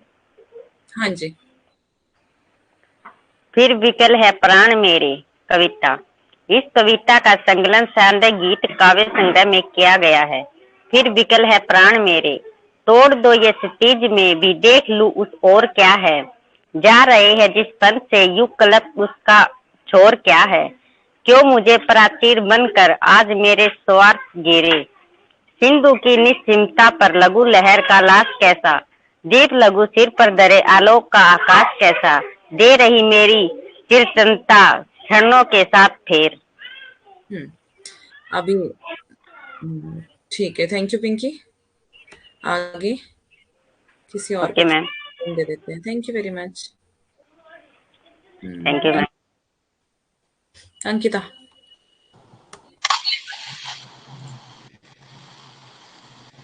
अंकिता आपको अगला पेज पढ़ना है, ठीक है? चलिए अभी अंकिता पढ़ेगी।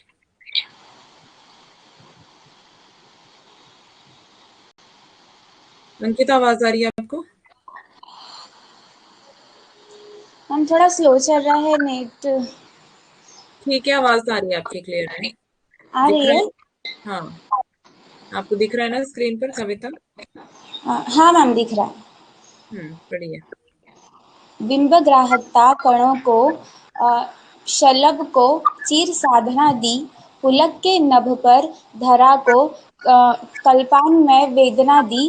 मत कहो हे विश्व झूठे है अतुल वरदान मेरे। नभ डुबा पाया न अपनी बाढ़ में भी क्षुद्र तारे। ढूंढने तरुणा मुदुल घन चीर कर तूफान हारे। अंत के तब में बुझे क्यों आद, आदि के अरमान मेरे। Thank you ma'am. Welcome. Okay Ankita, thank you very much. ठीक है, और भी है कोई लाइन पे?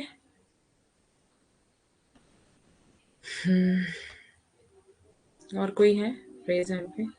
कोई नहीं है, ठीक है। तो हाँ मैं आ गई, देखते हैं थोड़ी देर में कौन है, बाद में देखते हैं, है ना। पढ़ लेते हैं फटाफट से। फिर विकल है प्राण मेरे, कौन से काव्य संकलन में है? सांध्य गीत काव्य संग्रह में है, ठीक है, ये आपको ध्यान रखना है। फिर विकल है प्राण मेरे, तोड़ दो यह क्षितिज मैं भी देख लूं उस ओर क्या है। जा रहे जिस पंथ से युग कल्प उसका छोर क्या है। क्यों मुझे प्राचीर बनकर आज मेरे श्वास घेरे। सिंधु की निस्सीमता पर लघु लहर का लास कैसा। दीप लघु सिर पर धरे आलोक का आकाश कैसा। दे रही मेरी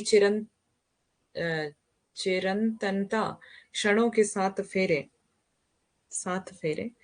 क्या लिखा है, दिल थक धक कर रहा था। अच्छा कोई बात नहीं, होता है पहली बार ऐसा, नो प्रॉब्लम। बिम ग्राहकता कणों को शलभ को चिर साधना दी। पुलक से नभ भर धरा को कल्पना में वेदना दी। मत कहो हे विश्व झूठे हैं अतुल वरदान तेरे। नभ डुबा पाया ना अपनी बाढ़ में भी क्षुद्र तारे। ढूंढने करुणा मृदुल घन चीर कर तूफान हारे। अंत में तम में बुझे क्यों आदि के अरमान मेरे। अगली कविता, मुझे भी डर लग रहा था, ओके कोई बात नहीं, ऐसे हाँ अभी धीरे धीरे फिर आदत पड़ जाएगी ना, तो अच्छा है, झिझक खुल जाएगी, है ना। यह मंदिर का दीप, इसे नीरव जलने दो। दीप शिखा, अभी तो आप पढ़ना, अभी आप पढ़ते हुए डर लग रहा है, आपको कभी पढ़ाना भी है ना? तो उस योग्य बनना है कि आपको पढ़ाना भी है। अगर आप पढ़ने में डरोगे तो फिर धीरे धीरे ठीक हो जाओगे, है ना? No problem. ये वाली दीप शिखा में है, देखो ये वाली कविता, इसको याद रखना। बाकी तो सारी सांध्य गीत में अभी तक थी। यह मंदिर का दीप, इसे नीरव जलने दो। रजत शंख घड़ियाल स्वर्ण वंशी वीणा स्वर, गए आरती वेला को शत शत लय से भर। जब था कलकंठों का मेला, विहन से उपल तिमिर था खेला। अब मंदिर में इष्ट अकेला, इसे अजर का शून्य लगाने को गलने दो।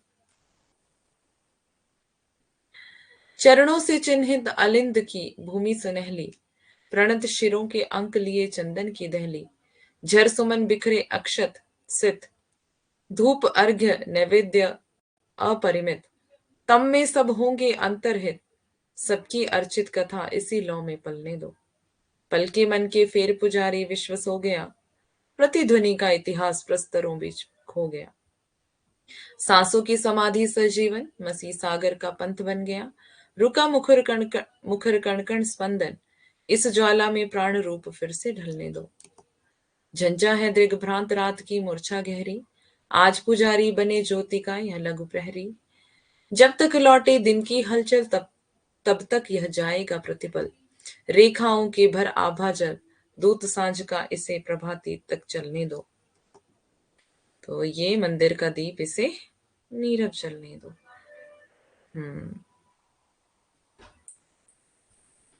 सबने बहुत अच्छा पढ़ा मेरे अलावा। अच्छा, फिर आपने वही बात की। ठीक है, सुमित्रा नंदन पंत ऐसे दिखते थे।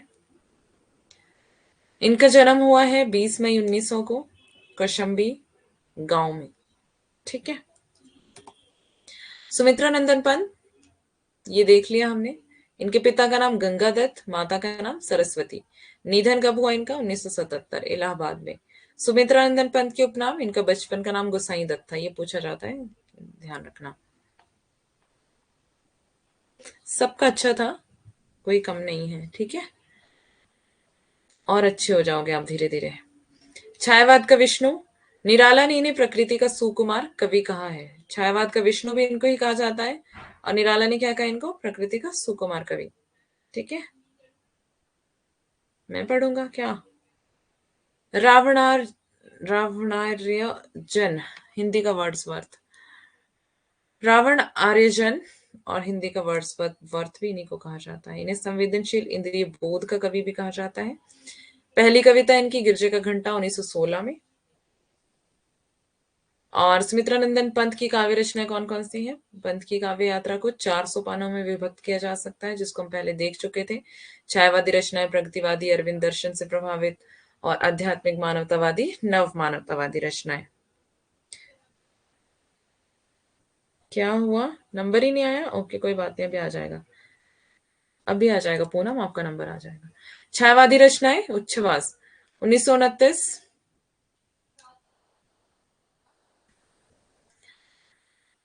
1929 उच्छ्वास, ग्रंथि 20 में, वीणा 27, ये सब करवा चुकी हूँ, ये आप खुद से पढ़ लेना। ठीक है, पल्लव 28, गुंजन 32, प्रगतिवादी रचनाएं युगांत 36, युगवाणी 39, ग्राम्य 40, ग्राम्य है ये। ठीक है, ग्राम्य। अरविंद दर्शन से प्रभावित या अंतरचेतनावादी रचनाएं स्वर्ण किरण 47, स्वर्ण धुली 47, युगांतर 48, युगपथ 48, आध्यात्मिक मानवतावादी नव मानवतावादी रचनाएं रजत शिखर 51, अतिमा 55, वापी 57, कला और बूढ़ा चांद 59, कला और बूढ़ा चांद पर इनको मिला है पुरस्कार भी। चिदम्बरा पर भी मिला है, 1959 में ये लिखी। लोकायतन 1964, लोकायतन का समय 1964। नाट्य रचनाएं ज्योत्सना 1934, युग पुरुष 55, छाया 68 में, कहानी संग्रह 5 कहानियां 36 में, आत्मकथा 60 वर्ष एक रेखांकन 1960 में ही लिखा था इन्होंने। ये 60 वर्ष एक रेखांकन के नाम से आत्मकथा लिखी। किसने? सुमित्रा नंदन पंत ने। निबंध संग्रह इनके गद्यपथ, छायावाद पूर्व मूल्यांकन, छायावाद का पूर्व मूल्यांकन भी इन्होंने लिखा है, इंपॉर्टेंट है। शिल्प और दर्शन, कला और संस्कृति 60 वर्ष और अन्य निबंध। अन्य रचनाएं इनकी ये आपको खुद से देखनी है। ठीक है, देख लेते चलो थोड़ा सा। मधुज्वाल 47 में विदेशी कहानियों और उमर ख़याम की रचनाओं का अनुवाद किया था इसमें। 1938 में रूपाप पत्रिका का संपादन किया था। हरिवंश राय बच्चन के साथ खादी के फूल लिखा था इन्होंने। रविंद्रनाथ टैगोर, महात्मा गांधी, राम आदि पर आधारित इसमें कविताएं थी। 1968 में चिदम्बरा 1968 में मिला था चिदम्बरा के लिए ज्ञानपीठ, ठीक है, ज्ञान पुरस्कार लिखा है यहाँ पर, ज्ञानपीठ होगा ये, ज्ञानपीठ पुरस्कार। चिदम्बरा में कुल 196 कविताएं हैं। चिदम्बरा में अतिमा लंबी कविता है। कला और बूढ़ा चांद के लिए 1960 में साहित्य अकादमी से सम्मानित किया गया था। और कला और बूढ़ा चांद को रश्मिपदी काव्य भी कहा जाता है। लोकायतन महात्मा गांधी के जीवन पर आधारित है। ये पूछा जाता है लोकायतन पंत की रचना है और किसके जीवन पर आधारित है, वो महात्मा गांधी के जीवन पर। इसमें 7 सर्ग हैं जिन्हें द्वार कहा गया है। ध्यान दें यहाँ पर, ठीक है। क्या बातें हो रही है? ऑनलाइन पढ़ी नहीं, कभी पढ़ी नहीं। अच्छा, ऑनलाइन आपको मौका ही नहीं मिला होगा अभी तक तो।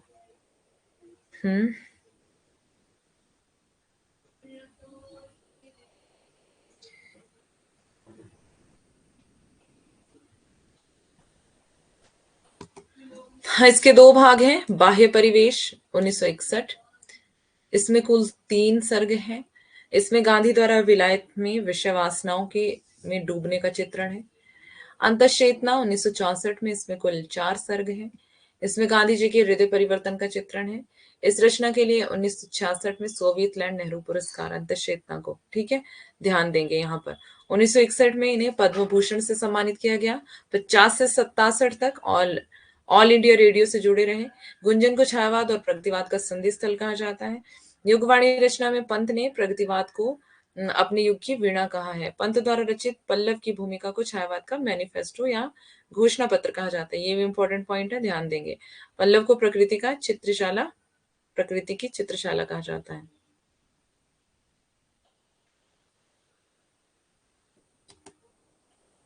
युगांत 1936 को छायावाद की मृत्यु का घोषणा पत्र है ये, मतलब छायावाद की मृत्यु का घोषणा पत्र, मतलब कि एक युग का अंत हो जाता है ना, और नए युग की शुरुआत होती है।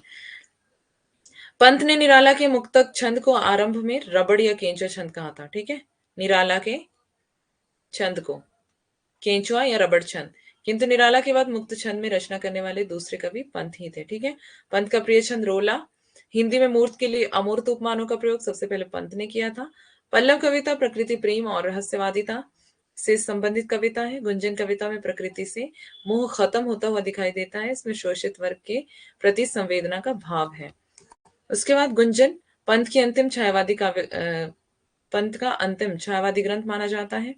ग्राम्य कविता में प्रगतिवादी रचनाएं हैं। इसमें किसानों और मजदूरों से संबंधित रचनाएं हैं। इसमें मुख्य कविताएं चरखा, वे आंखें इत्यादि।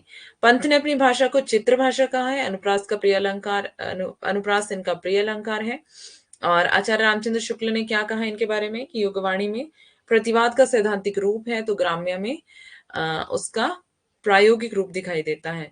पंत बचपन में जिस घर में रहते थे उस घर को सुमित्रानंदन पंत विथिका के नाम से संग्रहालय बना दिया गया था। विथिका क्या होता है?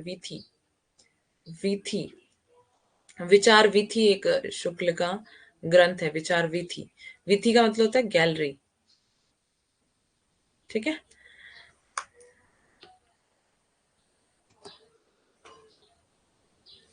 द्रुत झरो जगत के जीर्ण पत्र। पूनम, इस कविता का रचना काल 1934 है। इस कविता का संकलन युगांत काव्य संग्रह 1934 और पल्लवनी काव्य संग्रह, क्या यार ये पल्लव होगा, पल्लव काव्य संग्रह 1940, ठीक है। युगांत काव्य संग्रह 1934, 34 नहीं होगा यार, ये 36 होगा, ठीक है, इसको 36 कर लेना। और पल्लव काव्य संग्रह 40 में, ठीक है। नहीं पता? क्या नहीं पता? मैंने कुछ पूछा? अच्छा, विथि का मतलब, ओके, ठीक है। पूनम आओ जल्दी से, पूनम है?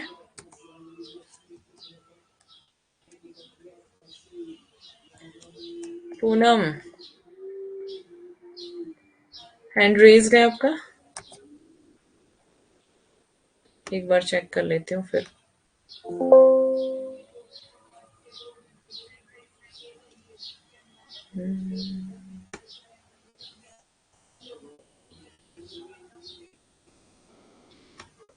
पूनम आपका हैंड रेज नहीं है।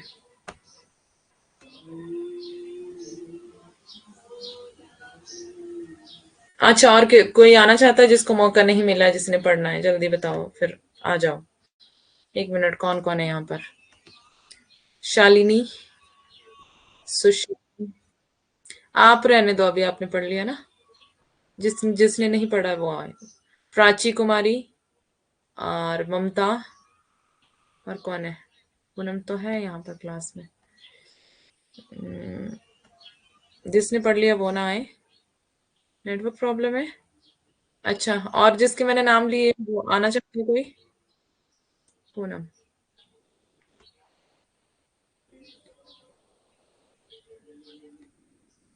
पूनम, पूनम आपको आवाज आ रही है? यहाँ से आपको पढ़ना है। हेलो, हाँ पूनम, आवाज स्लो आ रही है मैम? अभी ठीक है। बस स्लो आ रही है मेरी। कोई बात नहीं, आप। स्टार्ट करूँ मैम? हाँ हाँ, यहाँ से पढ़ना है पूनम आपको। हेलो, हाँ, आवाज आ रही है आपको? ओके, आवाज आ रही है मैम मेरी? आ रही है। झरो जगत के जीर्ण पत्र, हे स्त्र ध्वस्त, हे शुष्क शीर्ण, हिम ताप पीत मधुबत भीत, तुम बीत राग जड़ पुराचीन। Ma'am next.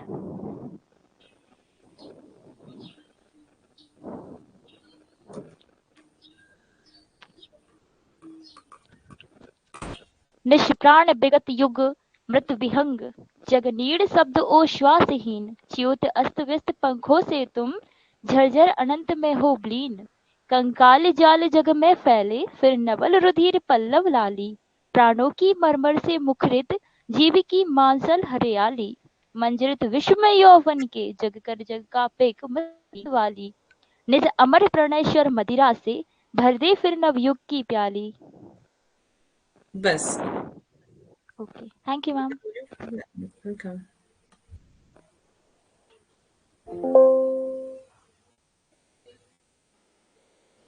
ठीक है, अब आगे चलते हैं हम, है ना, जल्दी से। ठीक है, और तो नहीं है किसी की इच्छा आने की? जो नहीं आया अभी तक, किसी की इच्छा हो तो बता सकते हैं। ठीक है। परिवर्तन कविता, सुमित्रा नंदन पंत। परिवर्तन, यह कविता 1924 में लिखी गई थी। इसका समय आपको देखना है। रोला छंद में यह लिखी गई कविता, और ये एक लंबी कविता है। यह कविता पल्लव नामक काव्य संग्रह में संकलित है। परिवर्तन कविता को समालोचकों ने एक ग्रैंड महाकाव्य कहा है। क्या कहा? अभी आपका हो गया ना? अब फिर कभी, कल या फिर कभी, ठीक है। जिसकी बारी नहीं आई है ना, वो बताए। स्वयं पंत जी ने इसे पल्लव काल की प्रतिनिधि रचना पंत जी इसे पल्लव काल की प्रतिनिधि रचना मानते हैं। परिवर्तन को कवि ने जीवन का शाश्वत सत्य माना है। यहाँ सब कुछ परिवर्तनशील है। इसमें परिवर्तन के कोमल और कठोर दोनों रूपों का चित्रण किया है। परिवर्तन को रोकने की क्षमता किसी में भी नहीं है।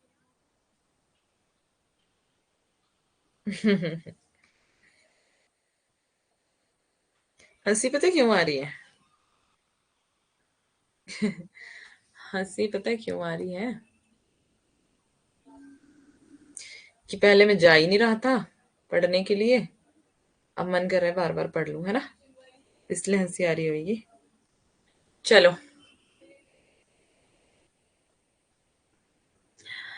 आज कहा वह पूर्ण पुरातन, वह स्वर्ण का काल, भूतियों का दिगंत छवि जाल, ज्योति चुंबित जगती का भाल, राशि राशि विकसित वसुधा का वह यौवन विस्तार, स्वर्ग की सुषमा सब जब साभार, धरा पर करती थी अभिसार, प्रसूनों के शाश्वत श्रृंगार, स्वर्ण भृंगों में गंध विहार, गूंज उठते थे बारंबार, सृष्टि के प्रथम उद्धार, नग्न सुंदरता थी सुकुमार, रिद्धि और सिद्धि अपार, आए विश्व का स्वर्ण स्वप्न, संस्कृति का प्रथम प्रभात, कहा वह सत्य वेद विख्यात, दुरित दुख दैन्य ना थे सब जब ज्ञात, अपरिचित जरा मरण भ्रूपात।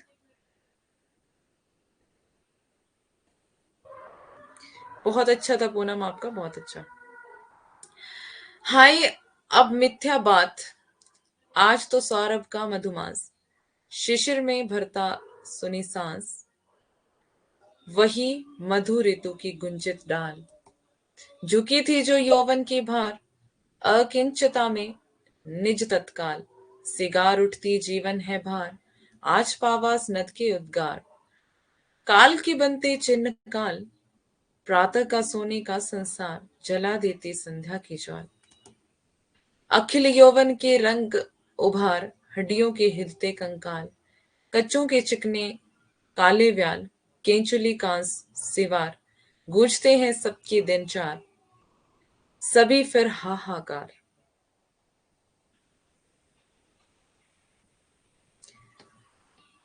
आज बचपन का कोमल गात, जरा सा पीला पात, 4 दिन सुखद चांदनी रात, और फिर अंधकार अज्ञात, शिशिर सा झर नयनों का नीर, झुलस देता गालों के फूल,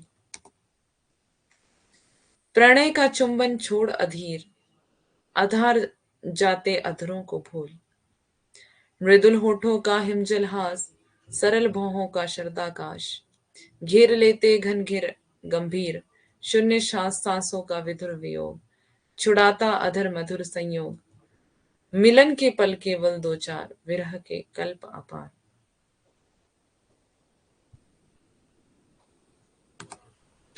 अरे वे अपलक 4 नयन, 8 आंसू रोते निरुपाए, उठे रोओं के आलिंगन, कसक उठते कांठों से हाय, किसी को सोने के सुख साज, मिल गए यदि ऋण भी आज, चुका लेता दुख कल ही ब्याज, काल को नहीं किसी की लाज, विपुल मणि रत्नों का छवि जाल, इंद्रधनुष के सी छटा विशाल, विभव की विद्युत ज्वाल, चमक जाती है छिप तत्काल, मोतियों जड़ी ओस की डाल, हिला जाता चुपचाप बयार, खोलता इधर जन्म लोचन, मूंदती उधर मृत्यु क्षण क्षण, अभी उत्सव और हास उल्लास, अभी अवसाद अश्रु उच्छ्वास, अचिरता देख जगत की आप, शून्य भरता समीर निश्वास, डालता पातों पर चुपचाप ओस के आंसू नीला आकाश, सिसक उठता समुद्र का मन, सिहर उठते उड़गन, अरे निष्ठुर परिवर्तन, तुम्हारा ही तांडव नर्तन, विश्व का करुण विवर्तन, तुम्हारा ही न्यायोन्मिलन, निखिल उत्थान पतन, अहे वासुकी सहस्रफन। ये वाली पंक्ति ध्यान रखना परिवर्तन की, ये वाली अरे और निष्ठुर परिवर्तन बहुत पूछी जाती है, ठीक है। लक्ष्य अलक्षित, चरण तुम्हारे चिन्ह निरंतर,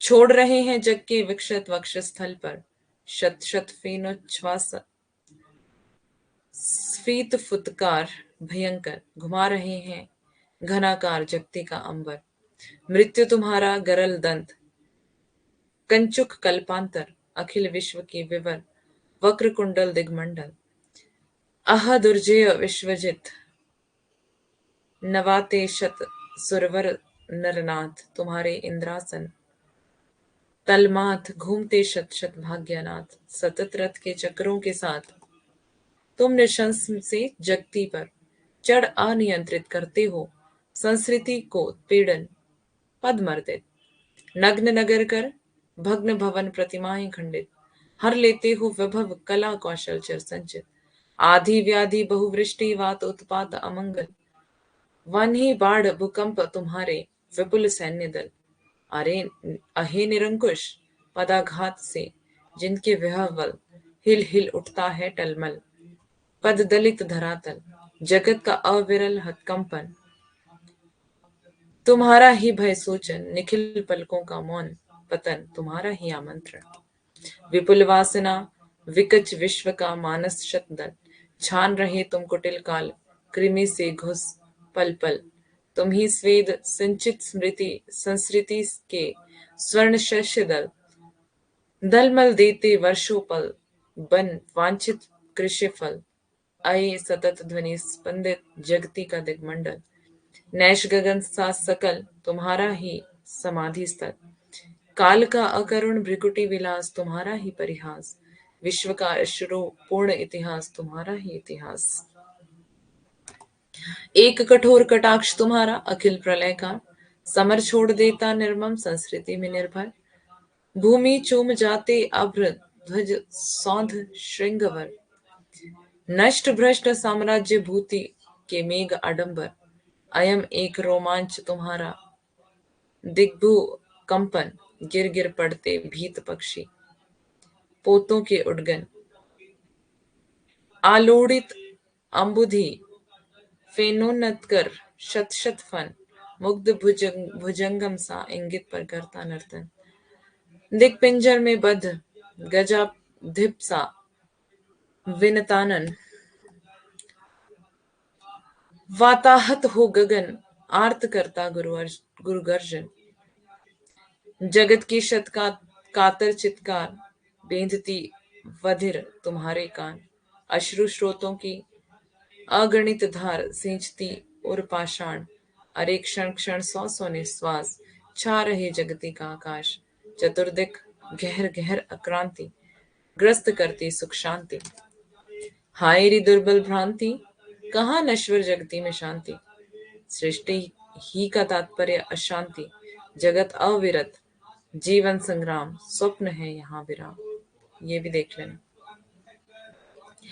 100 वर्ष नगर उपवन, 100 वर्ष विजन वन, यही तो है असार संसार, सृजन सिंचन सहार, रत्न दीपावली मंत्रोच्चार, अलुकों के कल भग्न विहार, झिल्लियों की झनकार, दिवस निशे का यह विश्व विशाल, मेघ मारुत का माया जाल, अरे देखो इस पार दिवस की आभा में साकार, दिगंबर सहस रहा संसार, हाय जग की करतार, प्रात ही तो कहलाई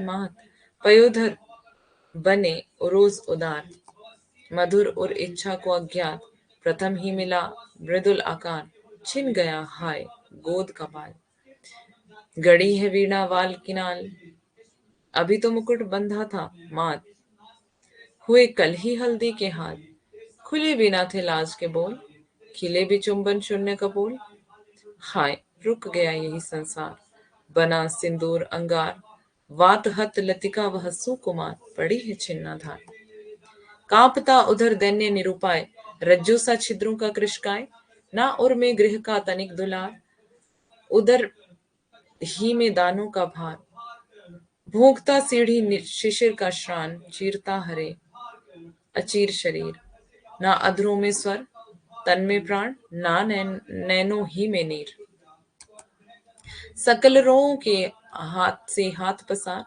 लूटता इधर लोभ गृह द्वार, उधर वामन डग स्नेच्छाचार, नापत जगती का विस्तार, टिड्डियों सा छा अत्याचार, चाट जाता संसार, बचा लोहे के दंत कठोर, नाचती हिंसा जिह्वा लोल, भृकुटी के कुंडल वक्र मरोर, फुहुकता अंध रोष फनखोल, लालची गीधों ने दिन रात नोचते रोग शोक नितगात, अस्थि पंजर का दैत्य दुकाल, निगल जाता निज पार, बहा नर शोणित मूसलाधार, रुंड मुंडो घिर की बौछार, प्रलय घनसा भीमाकार, गरजता है दिगंत सहार, छंडखर शस्त्रों की झनकार, महाभारत गाता संसार, कोटि मनुजों के निहत अकाल, नयन मणियों से जटिल कराल, अरे दिग्गज सिंहासन जाल, अखिल मृत देशों के कंकाल, मोतियों के तारक लड़हार,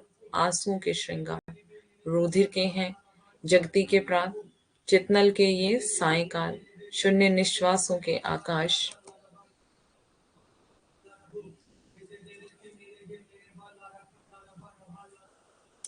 आंसुओं के ये सिंधु विशाल, यहाँ सुख सरसों शोक सुमेरु, अरे जग है जग का कंगाल, वृथा रे ये अरण्य चित्कार, सुख शांति है अस्पार, आह भीषण उद्गार, नित्य का यह अनित्य नर्तन, विवर्तन जग जग व्यावर्तन, अचीर में चिर का अन्वेषण, विश्व का तत्वपूर्ण दर्शन। अतल में एक अकूल उमंग, सृष्टि की उठती तरल तरंग। एमए में पढ़ी थी, बट आपने तो एमए नहीं की है भाई। लैंग्वेज टफ है। अच्छा। उड़त शत शत बुद्ध संसार, बूढ़ जाते निसार, बना सैकत के तट अतिवात, गिरा देती अज्ञात। एक छवि के असंख्य उद्गन, एक ही सब में स्पंदन, एक छवि के विभात में लीन, एक विधि के अधीन, एक ही लोल लहर के छोर, उभय सुख दुख निशि भोर, इन्हीं के पूर्ण त्रिगुण संसार, सृजन ही है संसार। मूंदती नया मृत्यु की रात, खोलती नव जीवन की प्रात, शिशिर की सर्व प्रलयकार वात, बीज बोती अज्ञात, मान कुसुमों की मृदु मुस्कान, फलों में फलती फिर अलमान, महत है अरे आत्म बलिदान, जगत केवल आदान प्रदान। एमए भी किया, एमएससी भी किया। अच्छा। एक ही तो असीम उल्लास, विश्व में पाता विविधाभास, तरल जल निधि में हरित विलास, शांत अंबर में नील विकास, वही उर में प्रेम उच्छ्वास, काव्य में रस, कुसुमों में वास, अचल तारक पलकों में हास, लोल लहरों में लाल लास, विविध द्रव्यों में विविध प्रकार, एक ही मर्म मधुर झंकार, वही प्रज्ञा का सत्य स्वरूप, हृदय में बनता प्रणय अपार, लोचनों में लावण्य अनूप, लोक सेवा में शिव अविकार, स्वरोध्वनित मधुर सुकुमार, सत्य ही प्रेम उद्गार, दिव्य सौंदर्य स्नेह साकार, भावनामय संसार।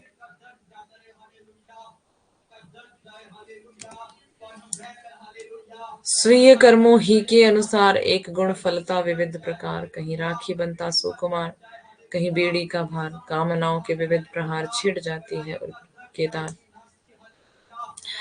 जगाते जीवन की झंकार,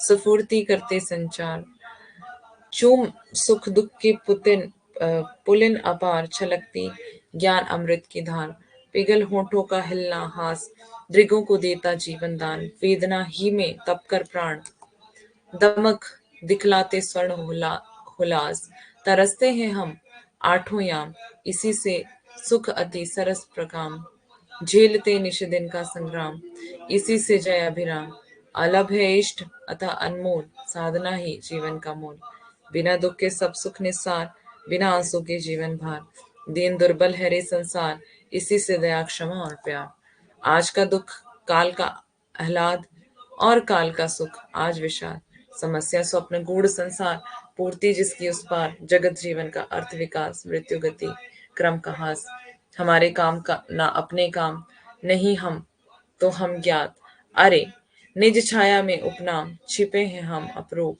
गवाने आए हैं अज्ञात, गवा कर पाते स्वीय स्वरूप, जगत की सुंदरता का चांद, सजा लांछन को भी अवदात, सुहाता बदल बदल दिन रातन, नवलता को जग का आह्लाद, स्वर्ण शैशव स्वप्नों का जाल, मंजरित यौवन सरल रसाल, प्रौढ़ता छाया वट सुविशाल, स्थिरता नीरव सायकाल, वही विस्मय का शिशुनादान, रूप पर मंडरा बन गुंजार, प्रणय से बिंद बंद चुन चुन सार, मधुर जीवन का मधुकर पान, साध अपना मधुमय संसार, डुबा देता निज तन मन प्राण, एक बचपन ही में अनजान, जागते सोते हम दिन रात, वृद्ध बालक फिर एक प्रभात, देखता नव्य स्वप्न अज्ञान, मूंद प्राचीन मरण खोल नवल जीवन, विश्व में हे परिवर्तन, अतल से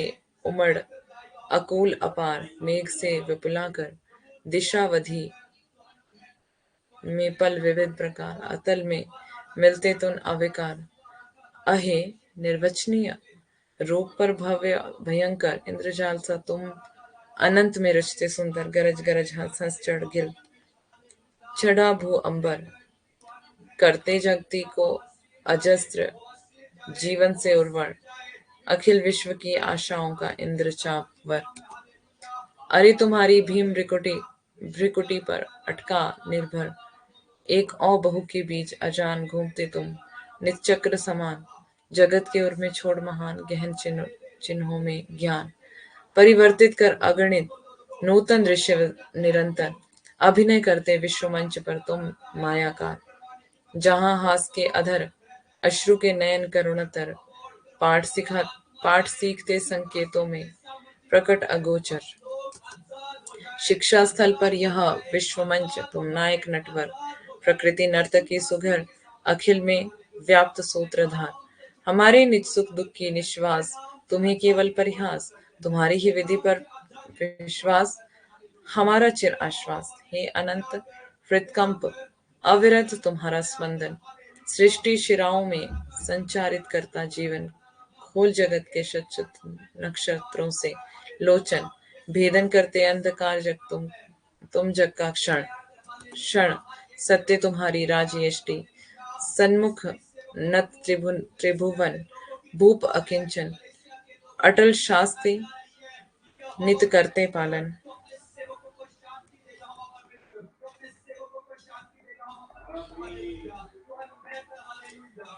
तुम्हारा ही असंग व्यापार, हमारा भ्रम मिथ्या अहंकार, तुम्ही में निराकार साकार, मृत्यु जीवन सब एकाकार, अहम महम बुद्धि, लहरों से शतलोक चराचर क्रीड़ा करते सतत तुम्हारे स्फीत वक्ष पर, तुंग तरंगों से शतयुग शत शत कल्पांतर, उगल महोदर में विलीन करते तुम सत्वर, शत सहस्र रवि शशि असंख्य ग्रह उपग्रह उडगन, जलते बूझते हैं स्फुलिंग में से तुम में तत्क्षण, अचिर विश्व में अखिल दिशावधि, कर्म वचन मन तुम्ही, चिरंतन आहे परिवर्तन ही परिवर्तन।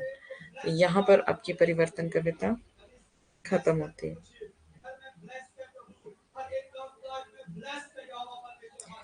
ठीक है,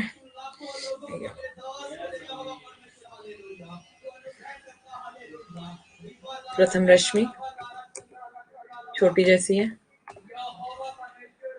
यहाँ से देखते हैं। प्रथम रश्मि कविता सुमित्रा नंदन पंत। प्रथम रश्मि कविता 1919 में लिखी गई थी। यह कविता वीणा 1927 काव्य संग्रह में संकलित है। कौन सी हमने पढ़ी अभी? परिवर्तन ना, परिवर्तन।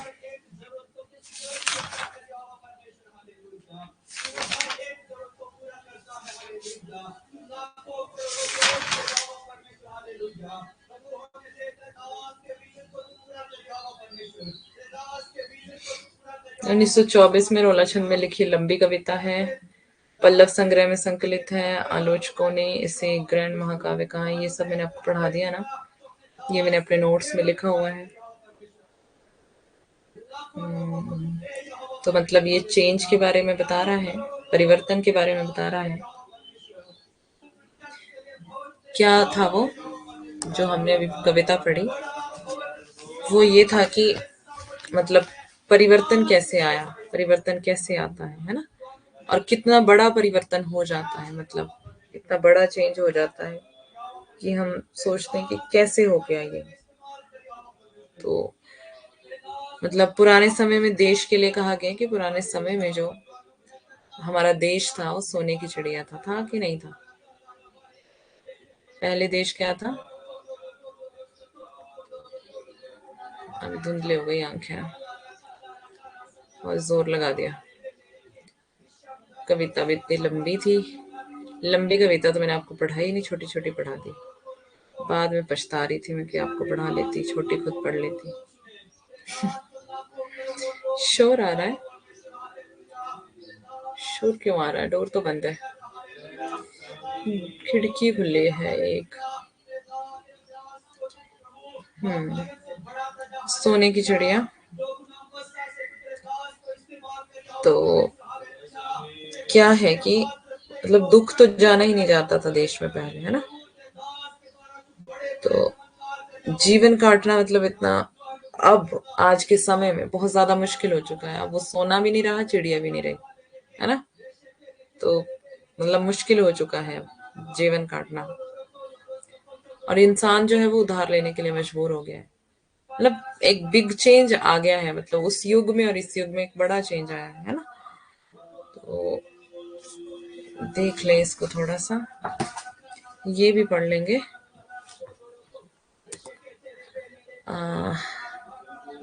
वीणा में संकलित है ये वाली प्रथम रश्मि, ठीक है। सुमित्रा नंदन पंत की है ये भी, इसको भी ध्यान रखें कि वीणा में संकलित है। प्रथम रश्मि कविता में कवि ने सुबह की प्रथम किरण के साथ प्रकृति में होने वाले स्वाभाविक बदलाव पर बड़ा ही सुंदर और मनोहारी चित्र प्रस्तुत किया है। प्रथम रश्मि में आने से पहले जैसे पूरा विश्व स्तब्ध था, जड़ चेतन सब एकाकार थे, एक जैसे थे। विश्व में जैसे शून्य अवकाश था, इसमें सिर्फ सांसों का आना जाना ही था, लेकिन अब चेतना जाग गई। कवि इस परिवर्तन को कौतूहल से देखता है। सोने की चिड़िया इसलिए कहते थे क्योंकि बहुत ज्यादा धनी देश था ना हमारा, तो अंग्रेज जब आए तो उन्होंने सब कुछ ही ले लिया, है ना। धनी देश था पहले, बहुत सारा पैसा, बहुत सारा सोना चांदी सब कुछ था। कवि को आश्चर्य होता है कि चिड़ियों को सूर्य के आने का पता कैसे चल जाता है। कवि जिज्ञासु बनकर उनसे प्रश्न करता है। क्या प्रश्न करता है? प्रथम रश्मि का आना रंगिणी, तूने कैसे पहचाना? चिड़िया के लिए बोल रहे हैं, ठीक है। रंगिणी, कहाँ कहाँ है बाल विहंगिनी, पाया तूने वह गाना? सोई थी तू स्वप्न नीड़ में, पंखों के सुख में छिपकर, ओंघ रहे थे घूम द्वार पर प्रहरी से जुगनू नाना। शशि किरणों से उतर उतर कर भू पर काम रूप नभचर, चुम नवल कलियों का मृदु मुख, सिखा रहे थे मुस्काना। स्नेहहीन तारों के दीपक, श्वास शून्य थे तरु के पात, विचर रहे थे स्वप्न आवनी में। तम ने था मंडप ताना, कूक उठी सहसा तरुवासिनी। उससे पहले मुगलों ने लूटा था, हाँ। गातु स्वागत का गाना, किसने तुझको अंतर्यामिनी, बतलाया उसका आना। मतलब कैसे पता लग गया? सुबह होगी, सुबह ही लग जाती है ना चिड़िया ची ची ची ची करने। अब क्या है, ये वाली कविताएं इनको कल पढ़ेंगे ना, क्योंकि हमारे देखने में विज्ञान, गणित, आविष्कार, अनाज सभी रूप से पूर्ण था। हमारा देश किसी चीज की कमी नहीं थी, वेद पुराण बहुत सी चीज थी। तो छोड़ दें अभी, इसको कल पढ़ ले ना है आगे। ये वैसे ये कविताएं आपको थोड़ा देर पढ़ानी थी, तो पढ़ाने का टाइम भी तो नहीं है ना अभी।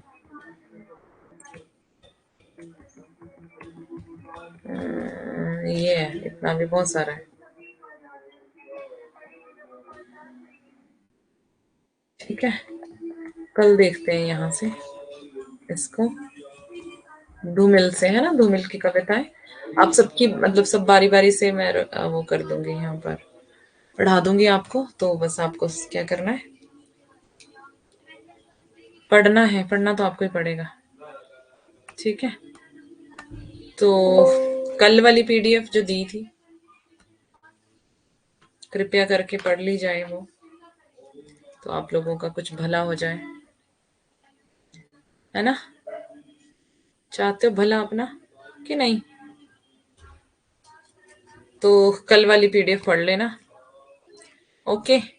और अगर हो सकता है कि ये वाली पीडीएफ भी इतनी दे दूं जितनी है, हो सकता है, पक्का नहीं मैं बोलती, पर हो सकता है कि अगर मैं दे दूं तो आपको ये भी पढ़ लेनी है फिर, है ना, ठीक है। बाकी थोड़ा जो समझाने वाली चीजें होंगी समझा दूंगी बीच में। कल वाली पीडीएफ प्रिंट निकलवाने के लिए दे दूं। अच्छा जी, बड़े तेज हो जी आप, प्रिंट भी निकलवाने को दे दिया। आपके सस्ता पड़ता है प्रिंट? आपके यहाँ प्रिंट सस्ता है? टाइम है तो क्या पढ़ ले? टाइम तो है, मेरे को दर्द हो रही है कंधे में बहुत ज्यादा। नोट्स बनाने पड़ते हैं, टाइम लगता है मैम। हाँ जी, नोट्स बनाने पड़ते हैं, नोट्स बनाते बनाते पढ़ा करें भाई। नो पढ़ना है कि छोड़ दूं मैं, बताओ। 50 पैसे पड़ती है, बढ़िया। यहाँ पर तो 10 रुपए एक पेज के लगते हैं हमारे यहाँ पर, प्रिंट आउट निकालने के।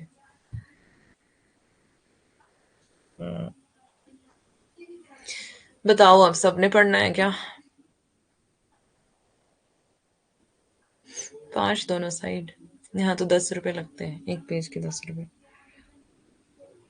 चलो छोड़ देते हैं, कल पढ़ते हैं ना।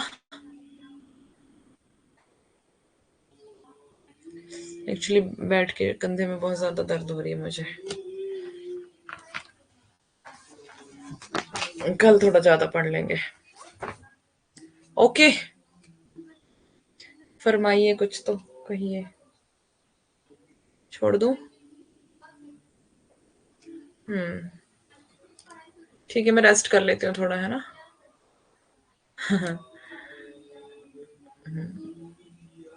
बाय सबको, गुड नाइट। कल मिलते हैं, कल की क्लास में।